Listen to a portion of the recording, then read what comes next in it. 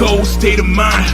We analyze how you play the line. Purple and yellow, we on the grind. D was the host and he's taking time. With expert opinions, we move in dominion. If passion is in you, then let's go continue. Bank on it just like a stadium venue. The topics we serving up just like a menu. We in our prime, high stepping. You feel the scene like it's cold peppers. Harder like Carter, but keep it smiling. Like this was the catch number 1,000. The show you gon' love it. You better tell your mama, cousin. The internet's talking and buzzing. So pull up a chair and just grab a drink.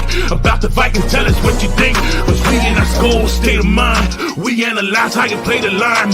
Everything purple and yellow, let's take it up a level. Start the show, yeah, it's time.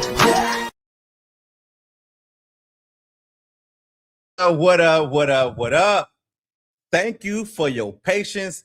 I started the show late, had some family over, get to the talking. Time just flew by, but I'm here. Let's go. So, if you looked at the thumbnail and the topic of discussion today, we're going to be going through my opinions, of course, of what I feel like is going on with the Minnesota Vikings. We're going to dive deep into the Brian Flores situation, a little bit of the playoff picture, and if anybody out there in the chat, want to come in and, get a 2 cents, just let me know, because I will put the link up there if needed. But the show is starting now. Thank you for your patience again. Let's go. All right. So let's talk about the big picture and the direction of this team going forward. And what we mean by the big picture and direction for the team is like this. First off, we're going to start off. What does the final game actually mean to the Minnesota Vikings? And does it even matter? All right. First off, the Green Bay Packers have already clinched, their ticket to the playoffs. So we can't play spoiler to them. But what are the Vikings playing for in that last game against the Green Bay Packers? First off, we got to make sure we try our best to get Justin Jefferson 1,000 yards in this last game. It's a long shot as of right now. It hasn't been easy as before, with other years. And it's crazy because I remember the year that he got hurt, when he hurt his hamstring or whatever, he still got 1,000 yards. But right now, it's looking like it's going to be tough. But it all depends on, who's playing quarterback for the Minnesota Vikings. More than likely, it's going to be Max Brosmer. I mean, they haven't ruled out J.J. McCarthy just yet, but it is what it is. But outside of Justin Jefferson, for the final season, regular season game, getting 1,000 yards, I really want to see more development, right? More development is really important for me. I want to see some of the young guys on the offensive line, Juergens, Walter Rouse, those guys who in Rouse we haven't seen at all this year. But Michael Juergens, he's been up and down. He's played good, a couple of series, and he played bad. I want to see if he can put together one strong game so the Vikings can have some kind of, definition of what they're going to do with the center position going into the season. Because as of right now, I don't think Ryan Kelly will be back for the Vikings next year. I think he probably will be going on injured reserve. He's already on injured reserve, but I think he's probably going to retire. So it is what it is with that. But other guys I want to see, on the defense side of the ball, how I feel about Dallas Turner. I want to see if he can actually keep going with, these great games and, solidify his spot on the Minnesota Vikings going forward. Like for real. Hey, hi. Thank you for tuning in. Anybody in the chat, hi to you. Thank you for tuning in. Much appreciated. But yeah. And another thing about the next game coming up too, it's like, I want to see what Ben Urasek can actually do. I know TJ Hawkinson didn't play against the Lions, and I don't know if more people going forward are going to be deactivated and placed on IR or just not play so they can give way to the young guys, because the Vikings aren't playing for anything right now. They're just playing for respect. And I know some people out there, yes, talking about football. Yes, talking about football. Let me bring the comments right here so I can see it. There we go. And I know some people out there, feel like the Vikings shouldn't go out there and win a game because of draft situation and, the draft, whatever. But it is what it is. Okay. I don't think the team should lose. I don't think the team should tank. I think the team should go out there and win every game as possible. And that's you guys already know how I feel about the play schedule. I really don't care about it. It is what it is. But this is the question too we got to ask. Are the Vikings closer to contending or rebuilding? That's a good question. Anybody in the chat? The next game for the Vikings will be Sunday against the Green Bay Packers. I'm not sure the time as of yet. It still says TBA. It should be released sometime, but that's the next game. But let's get back to that question though. Are the Minnesota Vikings closer to contending or rebuilding? Now, I'm just going to be honest. I think they're like right in the middle because I don't feel that the Vikings are a quarterback away. And I know some people out there, express their interest in maybe trading the farm for Joe Burrow or bringing in, another veteran quarterback, on a prove-it type deal or, something like that, a Mac Jones. But I just feel like with this team, they're in the middle of rebuild and contending. But one good season can change that. And I just think they got to fill some of these holes across this roster. When it comes to the defensive backs, the safeties and corners, I think they need more people out there, more depth in that situation. We're not sure if Harrison Smith is going to be retired. I mean, he had a hell of a game, against the Detroit Lions, but he might retire next season. So you're going to have to fill that need. I think tight end might be a need because we're not sure what's going to happen with TJ Hawkinson, next year, linebacker, inside linebacker, and outside linebacker. I just think this team needs overall depth.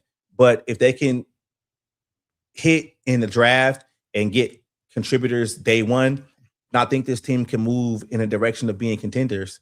And if they can kind of, get some contracts off of there and, restructure some things, they could go in that direction. So let's bring this comment up. Yes, I see this guy just said, Forrest Jones, JJ McCarthy is that dude. People can say what they want.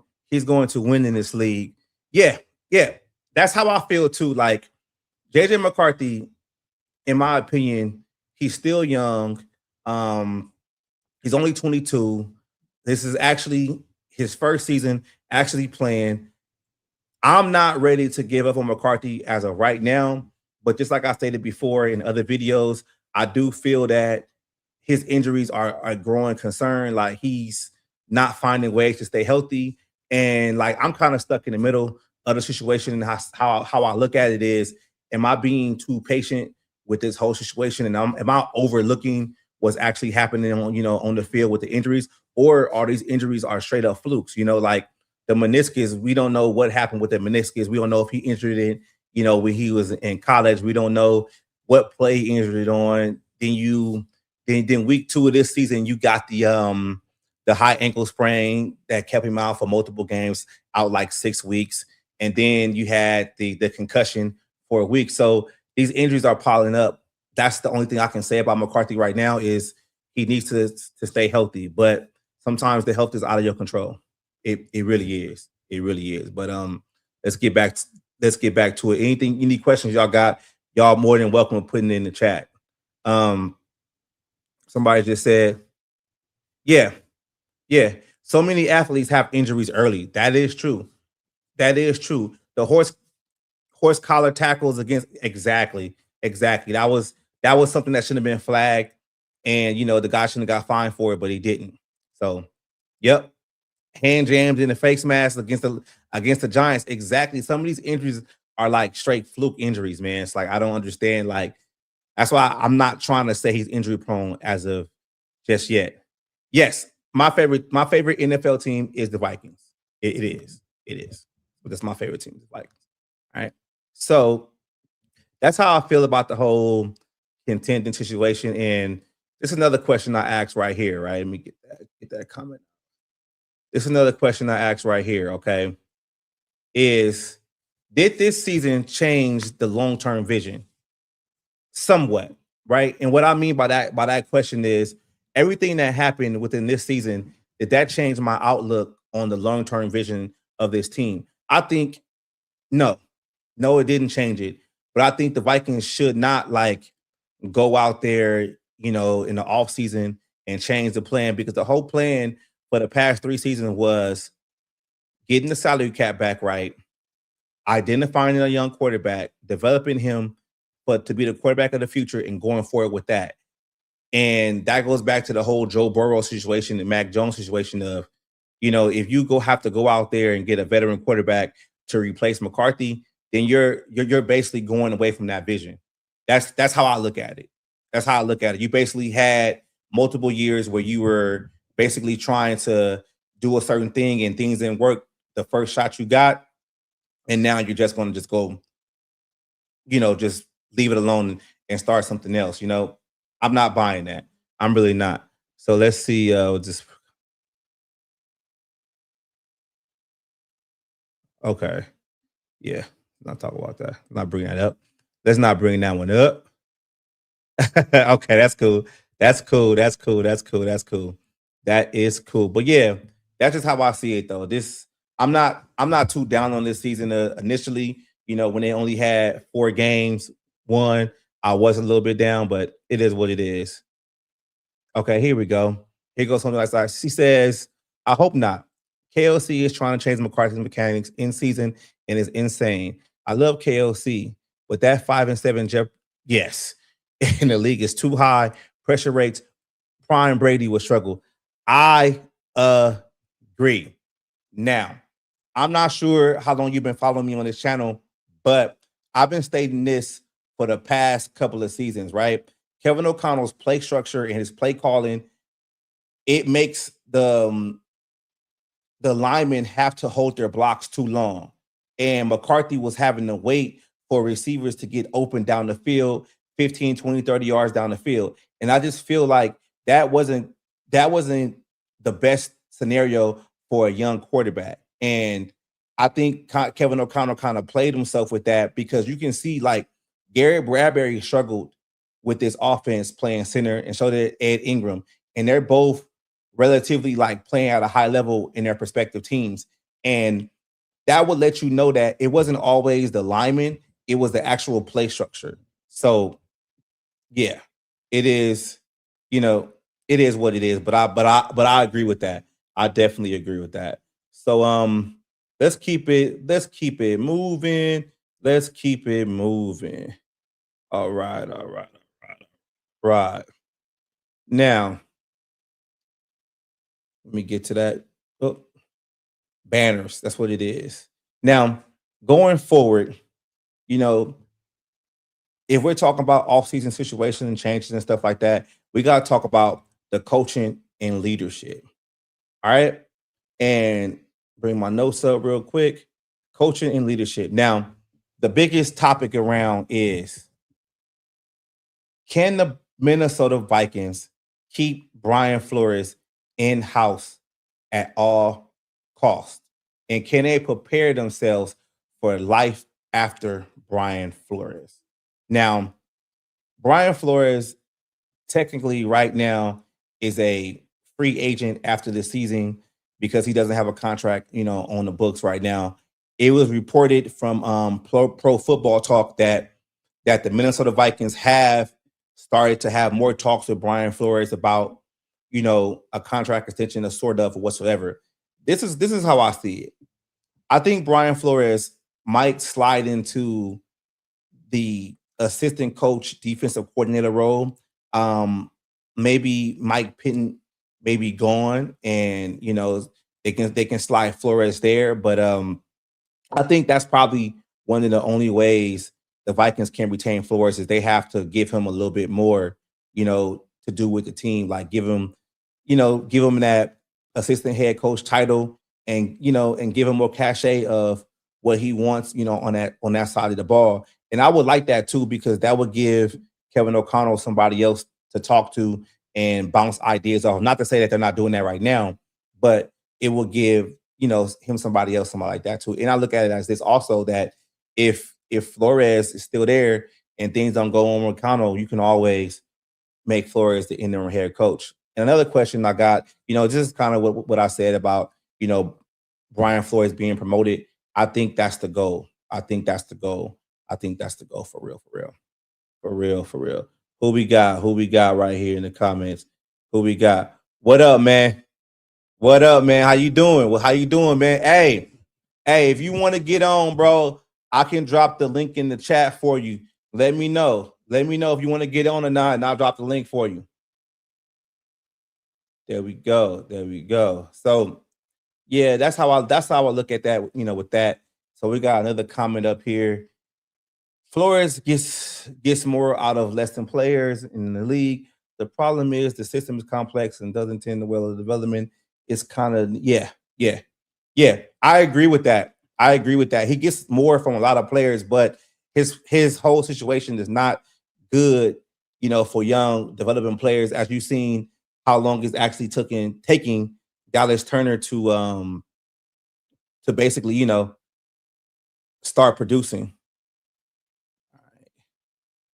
All right, so we might have Terrence coming in here. Paste that in here. So there you go, man. The link is in the chat. There you go. So, bring somebody up in here to talk some football real quick. You know how it go. But yeah, that's a good comment, bro. That's a real good comment. Real good. But in my opinion, though, another thing with the coaching is that I think going forward to next season, this offensive coaching staff might look a little bit different. And what I'm thinking about that is Kevin O'Connell might have to be forced to bring in somebody new with new ideas to kind of help this offense, because this offense has been stagnant for a while, and basically that last showing against Detroit was horrible. So I'm thinking maybe a new quarterback coach, maybe a new offensive coordinator, offensive line coach, running back coach. There's going to be changes. Going forward, for real. All right. Yeah. So another thing, when we talk about the coaching and everything like that. So let's get this one right here. And this is the question that I asked. I'm gonna wait to see if Terrence gonna get up in here and we can, have a talk about these topics going forward too. It says, let me see who that is. Skullman Sports. What up, man? How you doing, Skullman Sports? Yeah, Chris Cooper out of here, man. Okay, let me ask you a question about Chris Cooper, right? Chris Cooper is the offensive line coach. Now, considering how Blake Brandel has been doing, with multiple positions on his offensive line, do you credit that to Chris Cooper, or do you just credit that to Blake Brandel? That's the question I want to ask. For real. All right. Let me see. I can't see that. Yeah. I think Skullman Sports, you're right. I think it has more to do with the defensive scheme, not the intelligence of the player. True. Oh, okay. I could not see it because it was on X. Okay, so that's what it is. Here it is right here. There we go, Skullman Sports. I had to find it, man. I had to find it for you. It says, will they resign Flores, or will they have to explore? I don't think he's going to get a head coaching job. I don't. And the reason why I don't think Brian Flores is going to get a head coaching job is I think he's going to be extremely picky on where he wants to go. One of the places I think Flores might be interested in going to, it could be the New York Giants. Would be great, considering all their young developing defensive players on that, the pass rushers. He'd be perfect for there, but I don't know who he will pair himself with as an offensive coordinator going forward. But I think he's going to be real picky on where he wants to go. I don't think he's going to go to a dumpster fire type team to where they're going to be extremely impatient of, trying to win. He wants to go somewhere where he can have multiple years to develop his scheme, fix that locker room, and basically do what he wants to do. Yeah. That's how I see it. And that was another comment he had up there, but let me there we go. Okay. He says, I credit Brandell, very athletic, for a giant. Yes. He is 6'7". I'm sure Cooper is intelligent, but he ain't it. Guys are too soft. Okay. Forrest Jones. You know what I actually think it is? I don't think that it's initially Chris Cooper's fault with the offensive line. I think it's the play structure and the play calling that's making the offensive line look bad, right? I remember during the whole offseason, everybody wanted Real Fries. Real Fries was the most touted, free agent guard coming out this offseason, and everybody wanted Real Fries. And I'm seeing Real Fries be just an average player right now. And I'm just how I look at it, I think it's a combination of things, but I don't think the play structure and play calling is helping these guys. You feel me? I think it's it's other things. It's the other things going on also. Yeah, give me some water real quick. But yeah, I don't know where Terrence is at. But anybody else got anything else? Anything else that we can vibe with real quick? Let me look at that Charger game real quick, man. Okay. Here you go, man. You say, I agree, but we've seen a lot of Cooper. Yeah. Yeah, I agree too. Like, I'm not saying he should be back. All I'm saying is that there's a lot of things going on wrong with this team. And I just can't point at one person and say, hey, that's the problem and getting rid of him is going to fix it. I think it's the whole play structure, play calling situation. And that's why I'm saying, like, Kevin O'Connell is going to have to revamp that whole offensive side of the ball next year.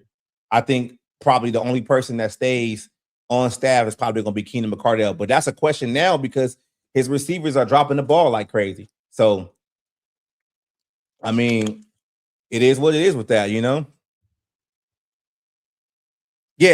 Yeah, 6-shooter. I talked about that earlier, man. Yeah, it's breaking news that they're working on something. I'm telling you, they're going to try their best to keep him in-house. I'm actually seeing them give him the assistant coach role. I think he's earned it. And I think the way defense is playing with multiple players hurt, and players just not being those top tier talented players, they're playing great in the system. You have to reward him for that. And I just feel like when it comes to Brian Flores actually going out there and looking for a head coaching job, myself, I don't think he's going to just pick any job. He's going to pick a job where he can basically develop that team, change the locker room, and do what he wants, and where he doesn't have an owner breathing down his neck asking, while we're not in the Super Bowl within the second year. That's how I see it. I think Flores is going to be smart about it. And I think by him taking the assistant coach role with the Minnesota Vikings and the Vikings moving away from Mike Penton, it's going to work for both. It's going to work for both places, man. It's going to work. Salute you too, man. Salute you too. Here we go. We got someone else. Anyone? Nah, not me. I'm in California. I won't be making that one. Let me shoot Terrence a text real quick and see if he gonna get on. He might be having some troubles with his shit going on. But let me see. I wonder why the comments on X are going at the top. It is what it is, though. Let me find them real quick.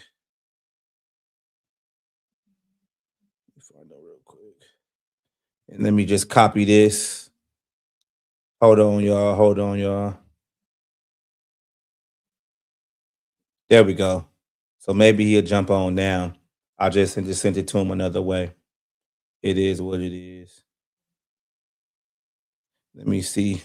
But yeah. So that's what I got for that. Let's keep it moving. Yeah. And another question I got is the Minnesota Vikings defense ahead of the offense right now? I believe so. I believe so. Okay, there we go. There we go. We got T in the building. Let's see. There we go. There we go. Boom. There we go. We got you. We got you, man. Can you hear me? Yeah, can you hear me?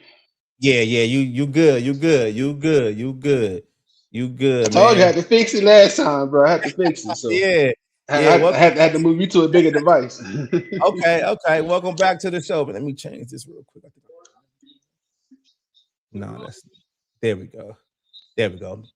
Cool, cool, cool, man. So I was just running through some topics real quick, man. I don't know if if you heard them, we can go over them with a little bit.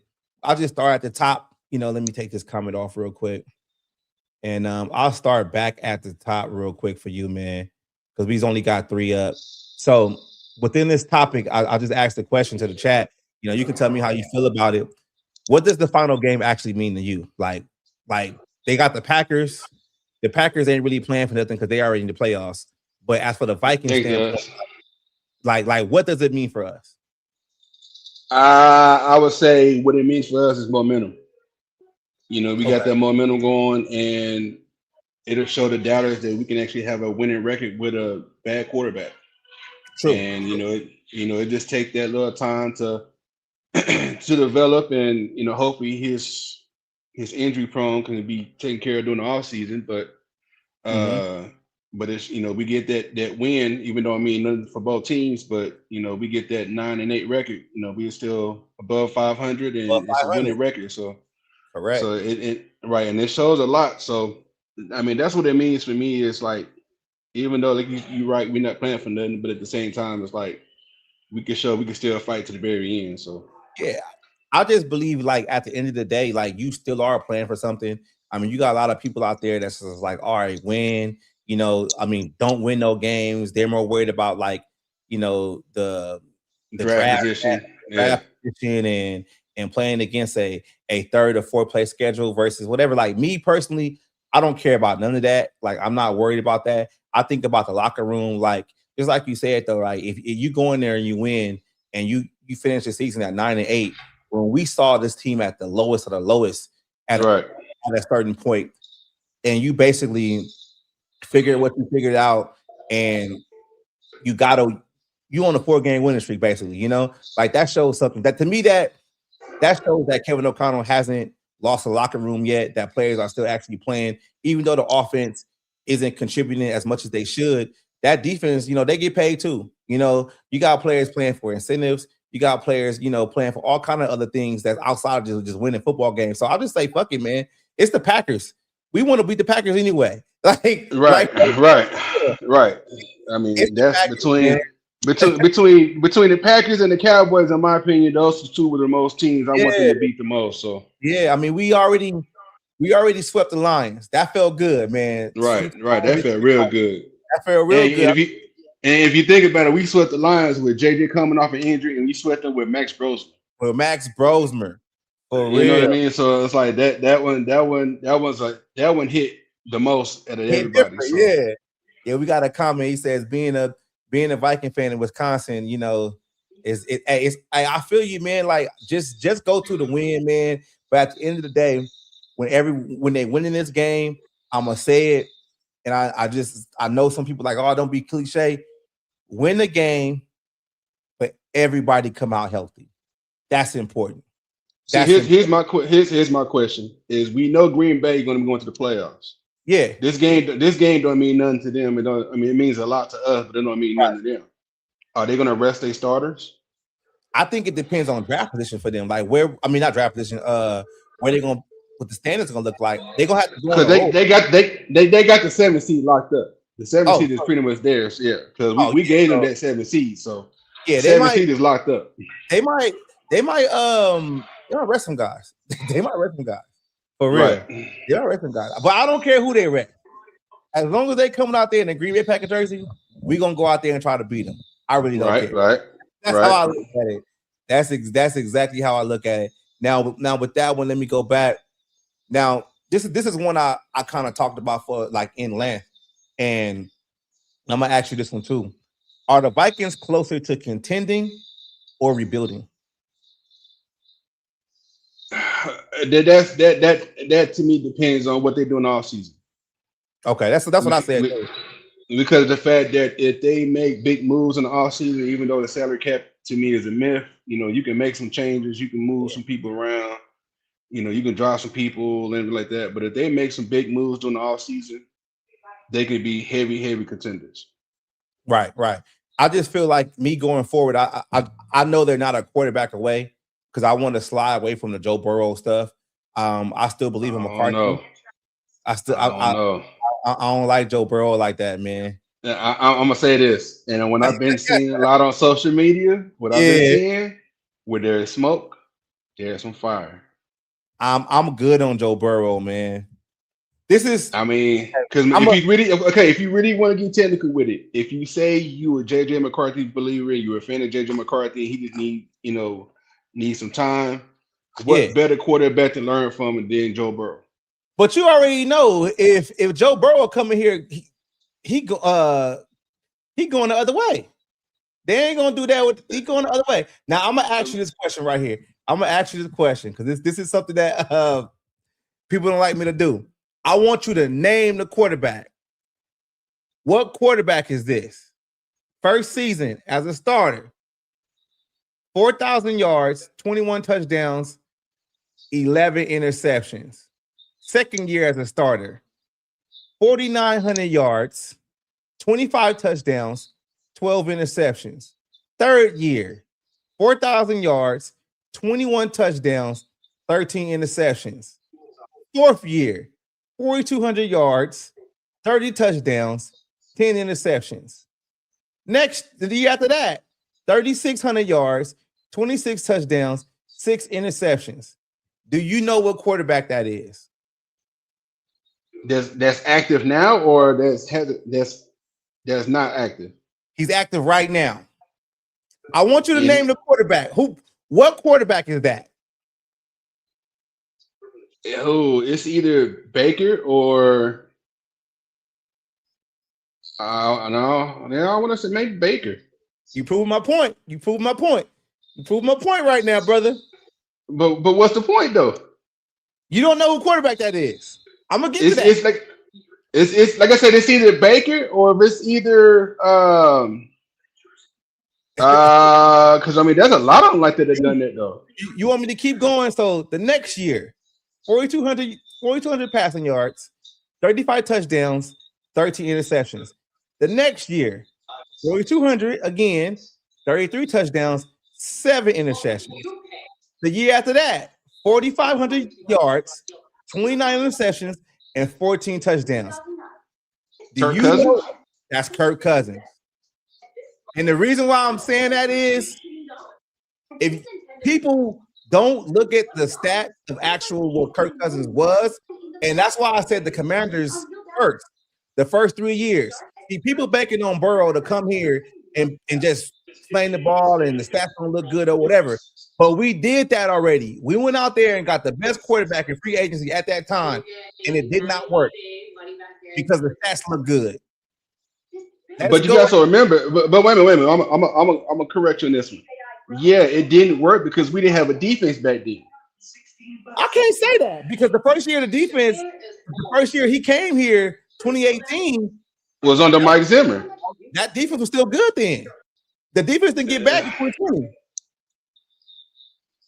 That's what I'm trying to say. That's the point I've been trying to prove to a lot of people right there. If you look at the numbers, him and Joe Burrow numbers are kind of similar.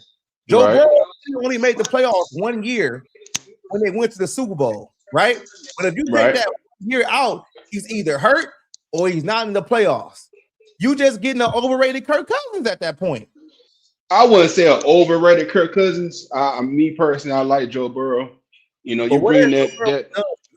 What has Joe Burrow done outside of the one season of going to the? But he's been hurt though. He's been hurt. That's another thing, right? But we already dealing with a quarterback that's hurt. We want to get another one that's hurt. I'm gonna say this. I'm the type of person. I like to deal with the devil I know, so the devil I don't know. That's what I'm saying. That's why I don't want I don't want to trade the farm for Joe Burrow. And I don't think they'll trade the farm. I mean, let's look at the asking prices for Joe Burrow. I mean, it's going to be at least 2 number 1 draft picks regardless. And if it was me, I would say 2 number 1s, 2/3, and Grenard. Okay, I'm not because they need somebody to replace Henderson, because Henderson ain't gonna be there next year. True. I'm telling you, I just look at this. I just look at the stats, and Joe Burrow is great. I really agree with that. But when you actually look at it, the Vikings will be doing the same thing they did, in years prior, was trying to bank on a quarterback to fix the situation, and it might not work. That's just all I'm saying. That's all I'm saying. It's too much of a risk. I'd rather develop my guy. Straight up. And I like that opinion, but at the same time, because you brought up when I came in, you was talking about Brian Flores. I don't think he's not going nowhere. I don't think he's going nowhere either. Because the fact you got to remember, he still got that lawsuit with the NFL when he was the head coach of Miami. So that's still ongoing, even though it's settled. They still left a bad taste in people's mouths as far as like, I don't want him as my head coach because he might do this here, blah blah blah.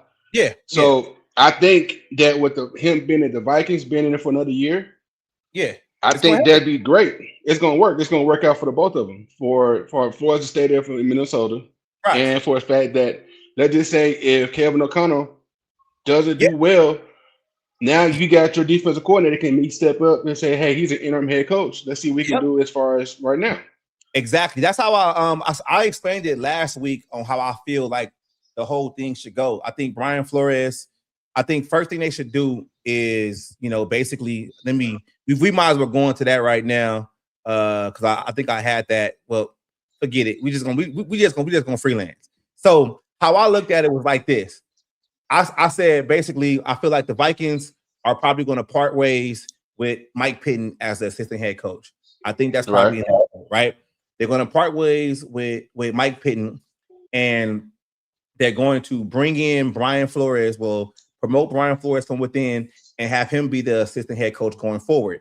And with him getting that assistant head coach title, they're going to tell Kevin O'Connell, hey, you need to blow up your whole offensive staff because this was the worst offensive year. You need to bring in somebody, that can help you with the play call and play structure going forward, and somebody that can help develop your young quarterback.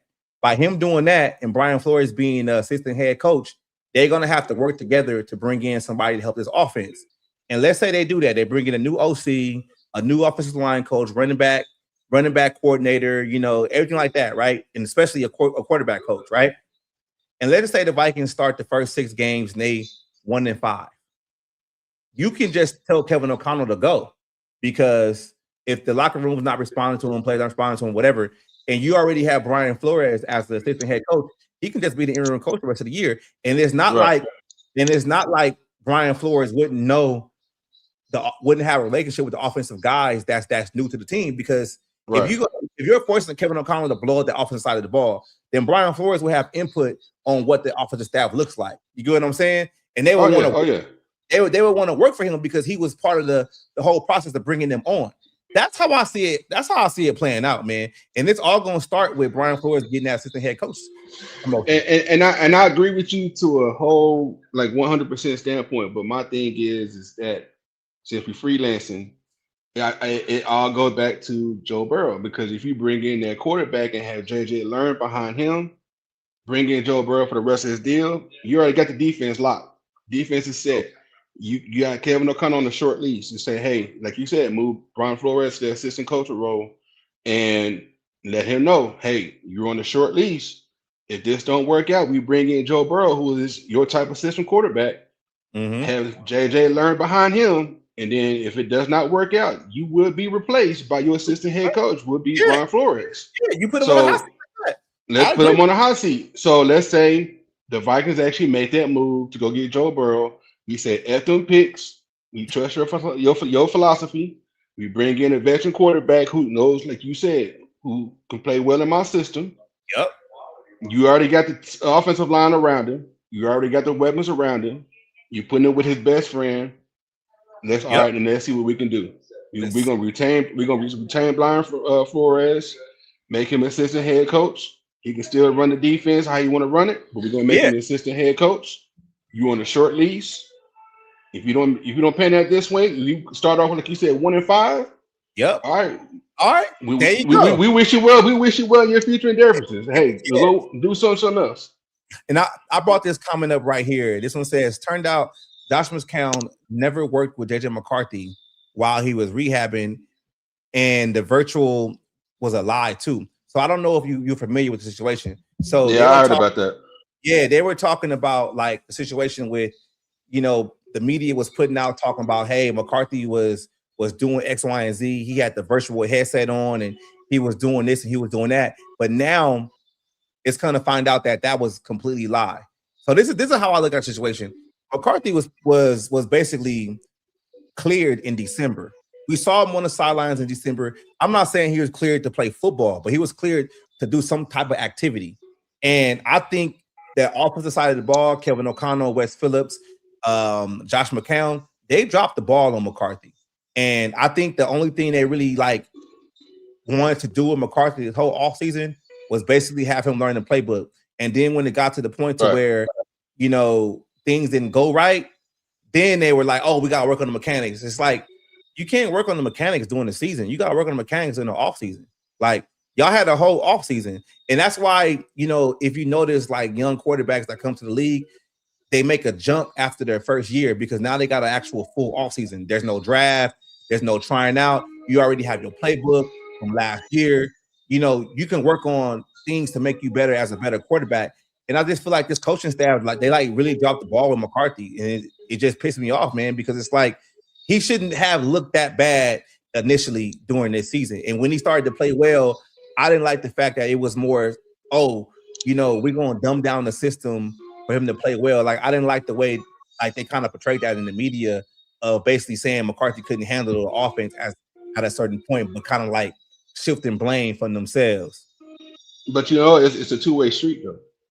I mean, I get what you're saying, but it also takes a person to be willing to be taught those kind of things too, though. And if you come in with a big head like, yeah, I'm a top 10 draft pick, I'm JJ McCarthy, I got this national hype behind me. Sometimes you got to remember, he's still young. He's 22 years old? 22. Yeah, 22. Yeah. So at 22 years old, hell, I remember when I was 22 years old, I didn't want to listen to nobody. I had to learn that. I had to learn that the hard way before I experience things in myself. So it's like that could be what's going on with him also, because every day saying it was a lie. He didn't do all the other stuff. I believe it's a two-way street, because if they offer him the help, he's like, nah, I'm gonna do it on my own. I'm gonna rehab this on my own. I'm gonna learn this on my own. All right, we can do what we can do with you. You take how you want to take it. Yeah. For me, bring the comments up here. First off, hey, thank you as a Browns fan. Thank you for tuning into the show, man. Much appreciated. And we got somebody saying that, nah, he's just not that good. I'm not there yet. I'm really not there yet. And I'm not there yet neither, though. I mean, he showed he can win games. I mean, this face it, he actually went into Detroit and beat the Lions, and when they was at the peak of their run, you know what I mean? Probably before they also meltdown, whatever. So exactly, and then so he can actually do some things when he's actually focused. Right. And then we got him saying that he blames leadership. That's what I'm saying. Then we got my boy Barber. What up, Skull for Life, Barber? Much appreciated. Yeah, I blame KLC for that. I really do. I blame KLC for that, for the dropping the ball in that situation. And I just feel like him openly admitting that throughout the media, he kind of still was kind of throwing shots or whatever. But I just think and when we talk about the Burrow situation, I don't think Kevin O'Connell should get another chance with another quarterback. When he's had three. He's had three already. He wanted Kirk to stay. They re-signed Kirk multiple years, got him the 2-year deal, whatever. Then Kirk left because he wanted more money. Sam Darnold's gone. Then now you got a young guy. You can't keep getting quarterbacks. So let me bring this one up right here. This says, already Burrow with injury. Exactly. We're gonna trade for another injured quarterback for real. And I really think if we're comparing the two, I think Burrow is the injury prone one for real. So, but yeah, that's I don't know about that one because it's just if you look at the circumstances as far as how Burrow got hurt this last few times, they were freak accidents. Now, so slow. granted, when you get hurt, so it's football, right? But he had turf toe because he got tackled to the ground and foot got ran into the ground. He had turf toe. Second thing, he had a legit ligament in his wrist. Yeah. That can happen. That can happen just by you writing something with a pen or a piece of paper. Okay, now You can tear something on your wrist. Okay, stop right there. I'm glad you. So Burrow had an injury because somebody tackled him, and he hurt his toe. Right. Right. McCarthy got injured because somebody tackled him, and he hurt his ankle. The freak injury with the wrist can happen anytime. It's like the freak injury with the hand getting on the helmet. They both the same. It's the same shit. It's the same, but I'm gonna say this with the chemistry. I would say what Burrow would have with Jefferson, it'd be a lot better than when he got with JJ. That's what you want, the chemistry. I believe the chemistry with McCarthy and Jefferson will eventually get there because I'm honest and I believe the situation with McCarthy and Jefferson is because Jefferson was injured preseason. He wasn't there during the preseason. He wasn't there during training camp. I think he was only there for like a week or two. That's it. He was gone.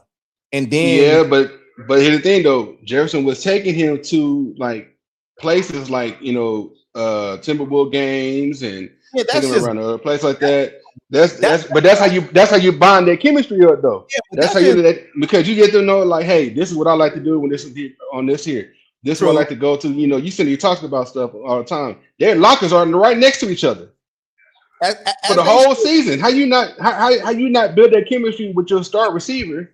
You overpass him and stuff. I don't think is. I'm gonna get to my point real quick. Yeah, any quarterback would have got hurt. But look, I don't necessarily think that it's all on McCarthy for not having that relationship with Jefferson. I think what's happening with this team is I think it's the play calls and the play structure. And what I explained before is there are two different things. There's calling the plays and there's the structure of the plays. I think what's happening with Jefferson is there's multiple things that these guys have to do, down the field to get these long developing routes, deep shots. I think if coming into the season, if Kevin O'Connell would have had a game plan that was more quick game, that was more short yardage or whatever, they could have built the chemistry throughout the season. But since McCarthy had to wait so long for guys to get open down the field, it hindered their development and their connection together. If you look up the all 22 or whatever, you see Justin Jefferson having to do a double move after 15 yards just to get open. You see Addison doing the same thing. So I just believe that it's not McCarthy, it's the whole situation. Let me see my boy. What up, T-Bass? I don't know if he said that or not. I don't know. But I just don't think it's like, hey, see, yeah, it's the route system, man. It's that's what I think it is. And I think like you saw McCarthy get more comfortable when there wasn't a lot of all this extra bullshit. And when I'm saying the extra bullshit, and I want people in the chat to really understand this, look at what was the first play against the Detroit Lions on Thursday? Wasn't it a run play? No, it was a pass play. It was a play action pass play, right? How can you call play action on the first play of the game when you haven't established the run yet? But it wasn't just a play action. It was a play action with a motion and double move. That's the extra shit. That's what I'm saying. And then what did that lead to? That led to Max Rosen getting sacked. Then they did something else again like that on the third play of the game, and he ended up the whole drive with the sack. Like, if you look at the play, there's too much going on. I agree, and we talked about this before as far as the play calling for next year has to be better. You know what I mean? It's like I think he relied on a lot of these plays what he did a few years ago, and the fact that a lot of these teams are catching on to it like real quick. They like, oh, you ran this last year at this time. Oh, you ran this here. I think what he needs to do in his whole off season is come up with all new plays, all new play structure, like you say, Yeah. and the fact that hey, you know, was gonna be back to my point before. You want a short lease. Let's see what you can do as far as with this here, blah blah blah. But at the same time, it's like if you can't produce, if you're doing these same old plays, just getting your quarterback healed, and your receivers are not running at their routes enough time. Yeah, you got to find something else. Though, with the play structure and stuff like that, is these plays are so like it affects the whole offense as a whole, right? And that's just what I want people to kind of like think about it differently, right? So let's just say. Let's say you running something out there where you got 3 receivers, right? You got 3 receivers. You got Addison, you got Jefferson, and you got Naylor, right? They're running their respective routes down the field, right? They're running 15, 20-yard routes down the field, right? They're doing double moves to get open. Now, in actuality, if you're doing that down the field, you should have a release to the tight end or a release to the running back.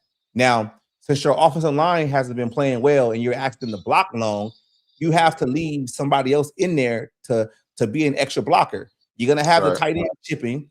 So that means you're going to have the running back, trying to block too. So that means you really only have 3 routes going out there to catch passes because the running back can't release, after the chip because he has to stay in because the offensive line is giving up. And that's why we saw McCarthy get sacked a lot because that's the only play he has down the field. But when they changed the situation and they changed it from the long plays to the shorter plays, he had maybe 10, 15-yard routes down the field, and then he has stuff underneath. You have to be able to give your quarterback places to go if those long developing routes are not down there. But that's what I'm saying. It's the whole play structure situation, on there because it's like, you're asking your players to do too much at one time. And that's just after the ball is hyped. You got multiple times where he got double motions going this way, another motion going that way. Then you got guys shifting. You got your, it's just too much. And that's why this offense is so bad because it's like it's way too much going on the offense side of the ball. It's not, I won't say it's not simplified, but it's not productive at this point. It's too much. No, it's not productive. I mean, it just like I said, to me, I agree with you 1,000% when they're trying to do too much and what a quarterback has done too little. And he's not ready for that. And he's not ready for it, but at the same time, it's like when you're like I say, it's a lot of pressure on him because he's a top 10 pick overall. People's already been labeling him as the face of the franchise. He's a franchise quarterback going forward. It's a lot of pressure for him to take, and he's not ready for it yet. I don't think it's okay. So that's just McCarthy, right? You saw the same situation happen with Jaren Hall. You saw the same situation happen with. I mean, I wouldn't say Jared Hall because Jared Hall had too much. He had too much hype behind him anyway. He was already being labeled. He was labeled as the next Mahomes coming out of BYU. But look, and though, he wasn't like that.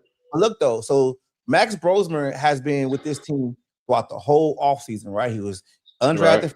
He's been through here, training camp, whatever. So why does he look bad also? Because he's asking him to do the same thing.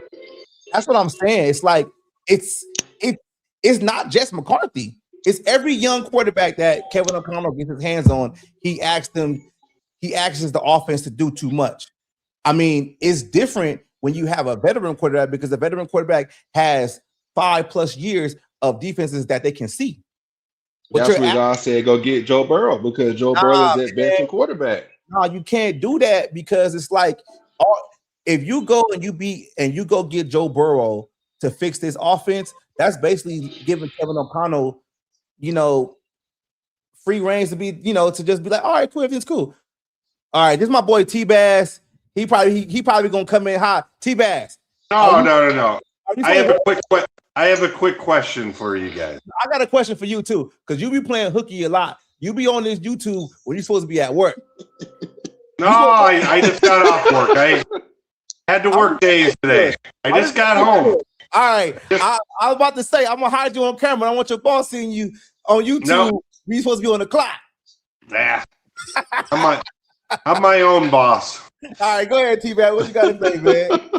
So, let's say Brian Flores does not get off the job. Are you still very worried about him leaving? Say it again, because it was No. Let's say if Brian Flores doesn't get offered a head coaching job, are you still very worried about him leaving, taking a coordinator job with another team? No. No. I think he's going to be promoted eventually to the assistant head coach. And I think with Flores, I think when it's concerning a head coaching job, I think he's going to be really meticulous of where he wants to go, to where he doesn't want to have the same situation where he had in Miami, to where he's probably going to have multiple years to kind of be a contender. And if you look at the teams that's available who's looking for a head coach, would you want to coach there? Well, so answer me this question. Do you agree the best way for a coordinator to get promoted or get hired as a head coach is to be part of a Super Bowl team? That's like the easiest route, correct? Sometimes it is. Most a lot of times, more times than not, correct? Yeah. So if Brian Flores thinks the Vikings aren't going to the Super Bowl anytime soon, he may leave for a team that has a potential that he thinks has a lot better chance of going to the Super Bowl, because that will increase his chances of getting hired as a head coach. Or he could be jumping ship early. He could see the ship is already sinking, and he will want. Oh yeah, but that's my biggest concern of not him getting hired as a head coach this year, but having that thought process. Okay, basically, I go to this team and we get to the Super Bowl or win a Super Bowl, I'm going to be the hot commodity. I mean, do you really think Kevin O'Connell would have got hired as a head coach if the Rams didn't win the Super Bowl? Hell no. Exactly. And there's a lot of coaches like that. Yeah. Dave Wannstedt, but he got hired by the Bears. It was all because he was on Dallas. There's tons of coaches. That's how to get in the fast lane. That's how fast lane anyway. If you think about it, that's how he got the Miami job, because he was a DC coordinator over there in New England, and they went to multiple Super Bowls, and then next thing you know, it's back to Miami. Like, you got a good point there. But here's my thing. This what I also think. Also, I think Brian Flores knows that he got a good thing in Minnesota for with the players he has, and why would he start over with another team with the players he don't have that it's not going to follow well in their system? Well, he might like the team though that has those players now. Like I said, he can maybe go to another team and do half the job, but get to the Super Bowl because that team's offense. And then, hey, we brought this guy in and they went to the Super Bowl. We need this guy. Yeah. I mean, that's kind of my biggest concern. I feel that with Minnesota, they're going to throw everything they need at Brian Flores to say, hey, we need you to stay here. We got something planned for you. If something doesn't work out, you're the next man up. I mean, I don't think we don't know what goes behind closed doors. I don't think money is an issue for him. He wants a chance to be head coach again. Yeah, I think so. He's going to go where he thinks he has the best chance. So but why not stay at a place where you know you could be a head coach when your head coach now is on a hot seat going into next year? Because you know for a fact that the NFL is looking at Brian Flores and say, hey, look what he's doing with the defense. Maybe we can give him another chance for a head coaching job. Minnesota's going to be like, nope, he's staying here because if something don't work out with KLC, Brian Flores is a new head coach. We're just speculating Kevin O'Connell's on the hot seat. Owners pretty much love that. Do you think if he has another season like he had this year, he's not going to be on the hot seat? I think he's already on the hot seat. I think he kind of bailed himself out the last 3-4 weeks. Yeah. With these wins, but why I say I feel like he's still on the hot seat is because even though this team has won in the past couple of weeks, They didn't win because of the offense. They No. But because of defense, at the end right? of the day, he's the head coach. Right, he gets credit for that. So, Yep. so let's ask this question right here. He says, this question says, if the Ravens cut bait with Harbaugh, would that be a prime destination for Flores? In my opinion, I think that's a great question. Great question.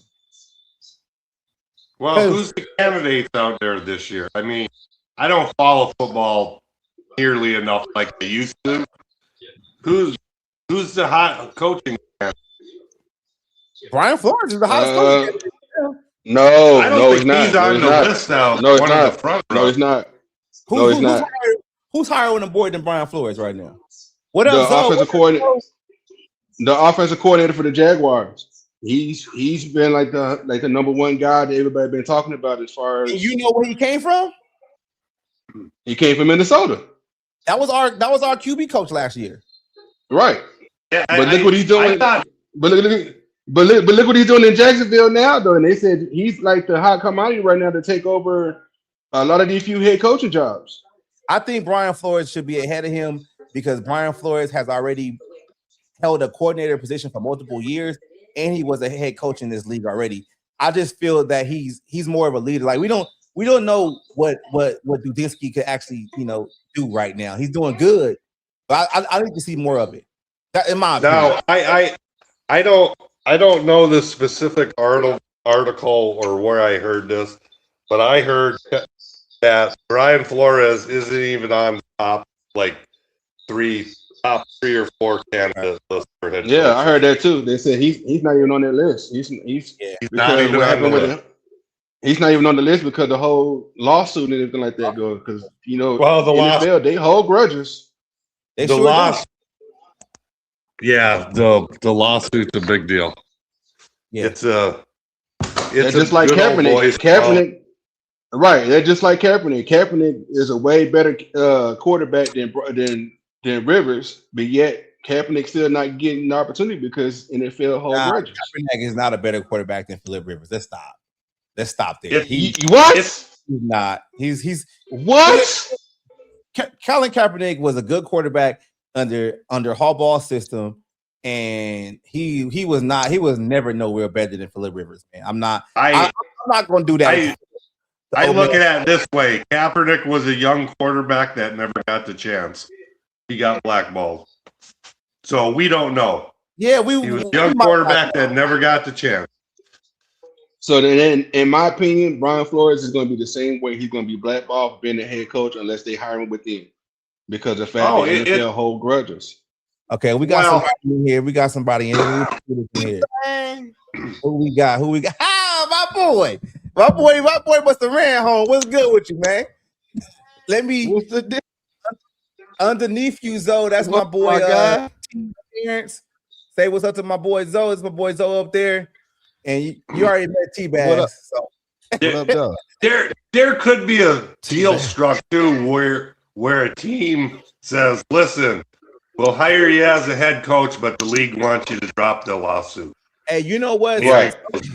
Somebody has said that. I'm not sure where I heard it from, where they basically said Brian Flores might have to make a decision to just like to what you said, T-Bass, to drop the lawsuit, because how much can he actually get from this lawsuit, right? Let's say a team offers him 3 years, $15 million, whatever, right? He might be opposed to drop the lawsuit and get that guaranteed money off top, because even if he gets fired, he gonna get that money, anyway, but he will have to drop the lawsuit. So because the owners are a good old boys club, and behind the closed door, they all get together and they all might say to the owner that's going to hire him, you get him to drop the lawsuit first.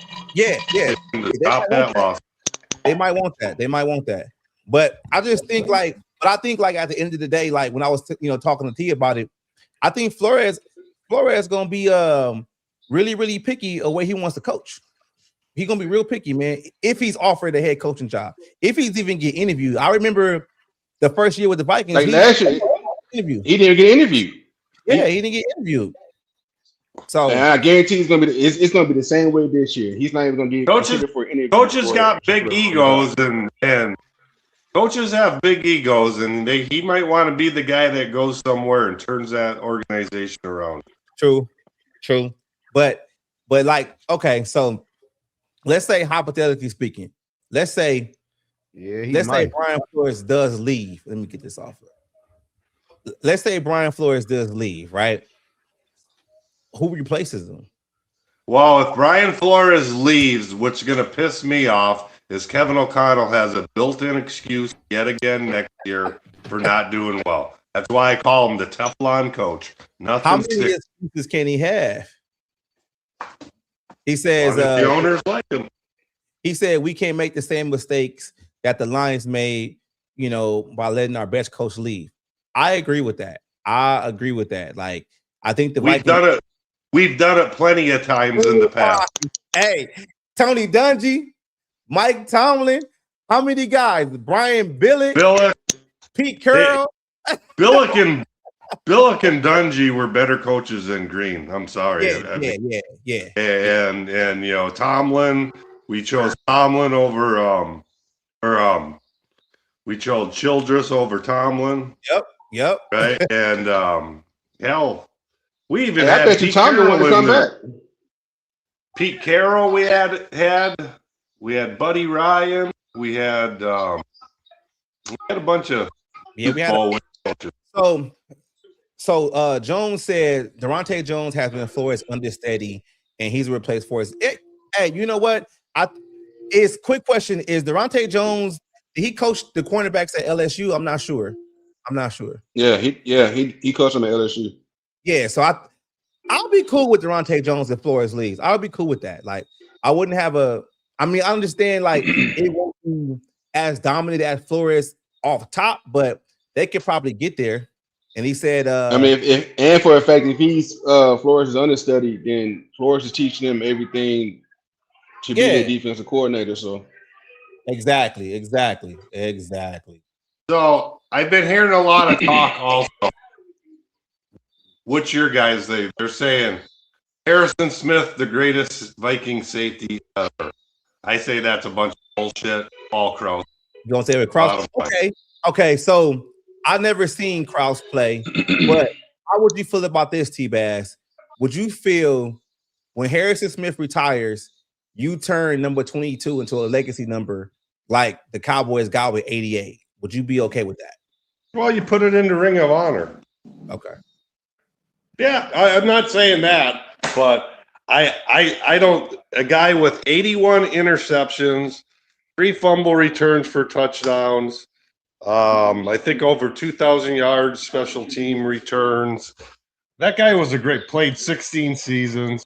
You know, I was looking this up the other day, and I didn't know this. If you go to like the ProReference.com, yeah, they have a new thing called it's AV. I guess it's kind of like the WAR, in baseball. Okay. Wins above average, but this is above average or so. Harrison Smith is at 81, I think, which is a damn good number. Paul Krause is like 146. It's not even close. Do you guys, T, let me ask you, T, do you think Harrison Smith retires this season? Yeah. Yeah, I think he does, yeah. Some people out there think he's going to stay another year. No. If he stays another year, there's a good chance he's going to get cut. I mean, did they even say what was wrong with him when he missed a lot of? They never said it. They never said what was wrong with him when he missed all of training camp. They never said heard something about his mother might have been really sick. He might. Yeah, he's I heard that too. Million times I heard that over. Too, so he think might just want to ride off into the sunset. They said that he didn't want to go to training camp. Well, I heard his mother was sick. Oh, yeah, okay. I heard that too. I heard a little mixture of both. As far as like his mom was sick, and he was like, "I'm a vet. I shouldn't have to go to training camp, and I got other things to worry about before I go to training camp. My mom is sick, so I was like, I gotta take care of my mom for a little bit." Hey, that makes sense. So already he's at a point of his career where there's other things that matter more to him. So I think he's after going through that. If it was true and his mom was sick, he might say, you know what? Yeah, Enough's enough. Yeah, I'm gonna focus on my. makes sense. Makes sense. Yeah. Let me see what else we got because we just started freelancing a little bit. Let me see. I mean, I don't Okay. blame the guy. Let- He had a great career. I got a question. I got a question for all three of you guys. So with our draft pick, say we're looking at, because I think we were 11. Let's say now I think we're at what, 15, 16, something like that, especially if we win next week. We're like 16, 17. Who do you think will fall, or who do you want to be at that pick when we draft next season or next year? You want my quick answer? My Yeah. quick answer is I want to spend every draft pick on the offense and defensive line. All 10 picks. All 10 picks. Eliminate the problem for years to come. You'll have quality and depth. You don't have to worry about this shit about guys going down. You have a future replacement already for Brian O'Neill if you bring in a tackle, and just eliminate that problem. And it's something you don't have to worry about for 3-4 years. True. I think like this though. I think I want a dynamic running back. We're probably out of the Jeremiah Love situation because we're so far. I like Caleb Downs. He might go higher, but it's a safety. It's a devalued position. But the lane from LSU, the corner, I just think at this point, like they can't get cute. You have to try to go best player available to fill needs on your roster. Like, yeah, I really wanted them to pick up the kid from Rutgers last year, 7th round. I was reaching for him. Could you see in a scenario where, let's just say they got like the 15th or 16th pick and they trade up to like number 11 or 12 to go get your boy from Notre Dame? I can see that, but I don't think Kevin O'Connell would like that because he ain't gonna run the ball. I mean, you trade up for a running back like that. Yeah, but you can do a lot more things with him rather than running the ball though, because you got Jordan Mason who's ground and pound, but you know you got him as far as can catch out the backfield. So yeah, I'm with it. I don't, but because to me personally, I think he'd be that Aaron Jones replacement. Yeah, because we all know Aaron Jones is going after this year. So let me talk about Kevin O'Connell running the ball. Is the GM free to make that decision to fire him, or that's up to the owner? I think it's going to be up to the owner. It's the owner. Yeah, because it's the owner at this point. Yeah, because Jim Harbaugh was his first, and the ownership squashed that. Yeah, so we got a comment. He says, "See what you can get for O'Neal and JG." Yeah, JG. I agree with that. In a tackle, yeah. So basically, what he's saying is trade some guys. I think I'm cool with trading O'Neal moving forward, but it's going to be tough considering his contract. I think the guy that the Vikings should move is Jonathan Bernard. I think he should be the top trade bait. Yeah, that's the whole point I was saying far with the Joe Burrow. Put him with that in that package. Nah, trade him for some draft picks and then you can figure things out. Because you got over 10 draft picks. I get it like this though, right? I like Bernard as a player, but I think he's in the way of Dallas Turner. I think we owe O'Neal $16 million. Yeah, they owe him $16 million. Yeah, but I think with Grenard is the most easiest one to move. He's less expensive, and for a fact that if you put him with that Joe Burrow package, they're gonna eat that up. What I don't want to see him.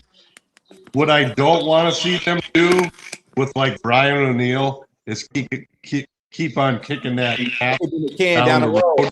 Yeah, and get in the same position we were in 2 years ago. Yeah, I agree with that. What up, Zoe? Yeah, I'm back. That's one of the reasons the GM was brought in here. Yeah, to fix the salary cap. Yeah. What y'all know about that running back from Washington? I think his name is Jonte Coleman. I've been watching videos of him lately, and it looks like he can be a force. He can be a force, but do you think he's a first round talent? No, they looking at him like second round, high third round. Okay. So I got one more question about the defense. Okay. Are they number one in the league now? Right now, yes. No. No. They not? No, they're not. No. They're not number one. Are they the top number 3? I think they're top 5, but they're not number 3. What about the pass defense? Pass defense, if I remember correctly, they had moved up to, I think, 4th or 3rd in the pass defense. Pass defense, if I remember correctly, they had. Oh, somebody got their thing on. That was me. Oh, okay. All right. So I hear a lot of talk about how Isaiah Rodgers isn't that good. How the safety. Like, what the hell is the safety's name? I can't think of his name right. Jay Ward. Which one, Metellus? Josh Metellus? No. The guy that took my spot. Jackson. Theo Jackson. Yeah, Theo Jackson. I'm hearing that. Are they really that shitty? If the defense is doing this well, fourth overall pass defense or 5th top 5 in defense, are these guys really that bad? Just because we're not seeing their names called every play, that might not be a bad thing. So I mean, everybody's saying these guys are horse shit, yet they must be doing something right. I think when it comes to the corners and the safeties, that whole defensive back room, I think they get overshadowed and not looked at as they're just that good because Brian Flores is calling multiple, all these exotic blitzes, and they're covering, but as long as the quarterback is getting rushed, to whatever, like they're not even doing their job. They're doing their job. So that's why I think it gets overlooked. Yeah, so I mean, I always question when people say Isaiah Rodgers isn't that good. Theo Jackson sucks. I mean, really? He's the starting safety on the 5th best defense in the league. He must not be. Must not be too bad, huh? I'm just saying, maybe they preparing to, like, because Harrison Smith should retire this season, so maybe people is already preparing to try to be in the running for a safety next year or a draft pick. I just think at the end of the day, like, they got to get younger at these spots. They got to get younger at linebacker. They got to get younger at DB, and they got to get younger at running back. I mean, everybody's like Theo Jackson. I never hear his name. He don't have an interception. He's never in tackle. Maybe in Florida's defense, his job is to be the safety and be back there to stop the big play. And he's doing exactly what he's asked to be done. Yeah, true. Defense is Conway, somebody said right here. Yeah, it is kind of hard to step in and play. Like, you see how long it took Dallas Turner to actually start getting some footing in this defense, and now he's been a whole lot dominant. We got But Barber. He has to get the opportunity though. Yeah, that's why once the start. I think. What do you guys think about Donovan Jackson this year's receiver? Oh, he's been solid, man. I think that's one of the best. I think that was one of the best picks they've done in a while. I agree. What about Will Fries though? What y'all think about Will Fries though? It's time for him to go. It's time for him to go. It's time for him to go. One season? And at the one season, it's time for him to go. His health is more important. You got 3 concussions in one season. No, Will Fries, not Kelly. Not He's Kelly. been average. He's been average. He's been to me, I think he's been below average. He's been giving up a lot of sacks here.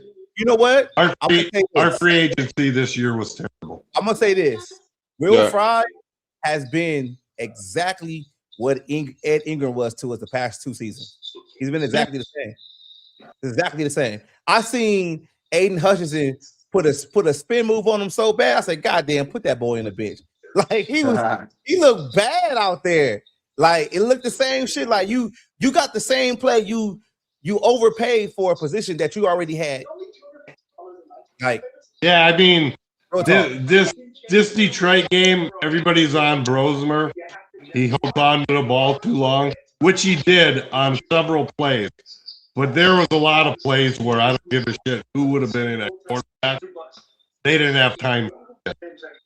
Hey, I said it earlier. Like, I feel like this though, and I don't really want to go back and talk about hindsight, whatever. I just believe any young quarterback that would have been drafted for this team, if it was Caleb Williams, if it was Drake May or Jaden Daniels, even Bo Nix, Michael Pinks, all them quarterbacks that were drafted, Jackson Dart, they would look exactly the same as McCarthy's because it's Kevin O'Connell's play structure and play calling. It's the same shit. Like he's a fucking idiot. He's an idiot. He's an idiot. Like you got people out there that's like, oh, if we would have had this guy or that guy, it would have been different. I don't believe so. Like, the proof is in the pudding. We drafted Jaron Hall in the 4th round, had a whole training camp. When it was time for him to play, he couldn't do shit. It's the same shit. It's the same situation over and over again, man. And I'm not buying this shit no more, because if you look at I told T earlier today, when we first started, go back to the first play of the game against the Detroit Lions on Thursday. You had a play action pass, a guy in motion, you had a fake to the running back, which is play action, and you had double moves on the outside. That was the first goddamn play that led to a sack. That's the problem right there. You came out there with that bullshit. I don't think the Viking fortunes are going to change. I'm just saying, like, Kevin O'Connell, like, that's why like I'm open to the position of Brian Flores getting that head coaching, assistant coaching title, because he will be able to make more decisions for both sides of the ball of the team. And I think he will have more say-so, and more, I wouldn't say more control. He will have more control over the defense. But when you have that assistant head coaching title, he can go ahead and be like, Kevin O'Connell, we shouldn't do this. Because he would be the head coach, but Flores would be like right here. And he will be able to help him with different situations where we shouldn't be doing that shit, man. Like, you think he's gonna listen to him? He wouldn't have a choice. Yeah. He wouldn't have a choice. I think he would. That's what you gotta think about it. He wouldn't have a choice if he's the head coach and Flores is the assistant head coach, and he goes to Kevin O'Connell and says, you need to change your offense on this game, during the game. He ain't gonna listen to him. He's gonna say, I'm the offensive genius. I'm the offensive genius. Hey, you don't think he's been told behind closed doors yet? You need to give up calling plays? I guarantee it. Somebody's told him. I think I can tell for a fact that he's been talked to behind closed doors, because you can see how testy and how irritated he is in his press conferences, and his whole demeanor has changed. Even though this team has won 4 games, he know damn well they didn't win these 4 games because his offense was good. Everybody is talking about how good this defense is. He's arrogant and he's never going to change. He bought into all the press clippings. I'm a genius. It doesn't take geniuses 4 years to pick up on something. No, it doesn't.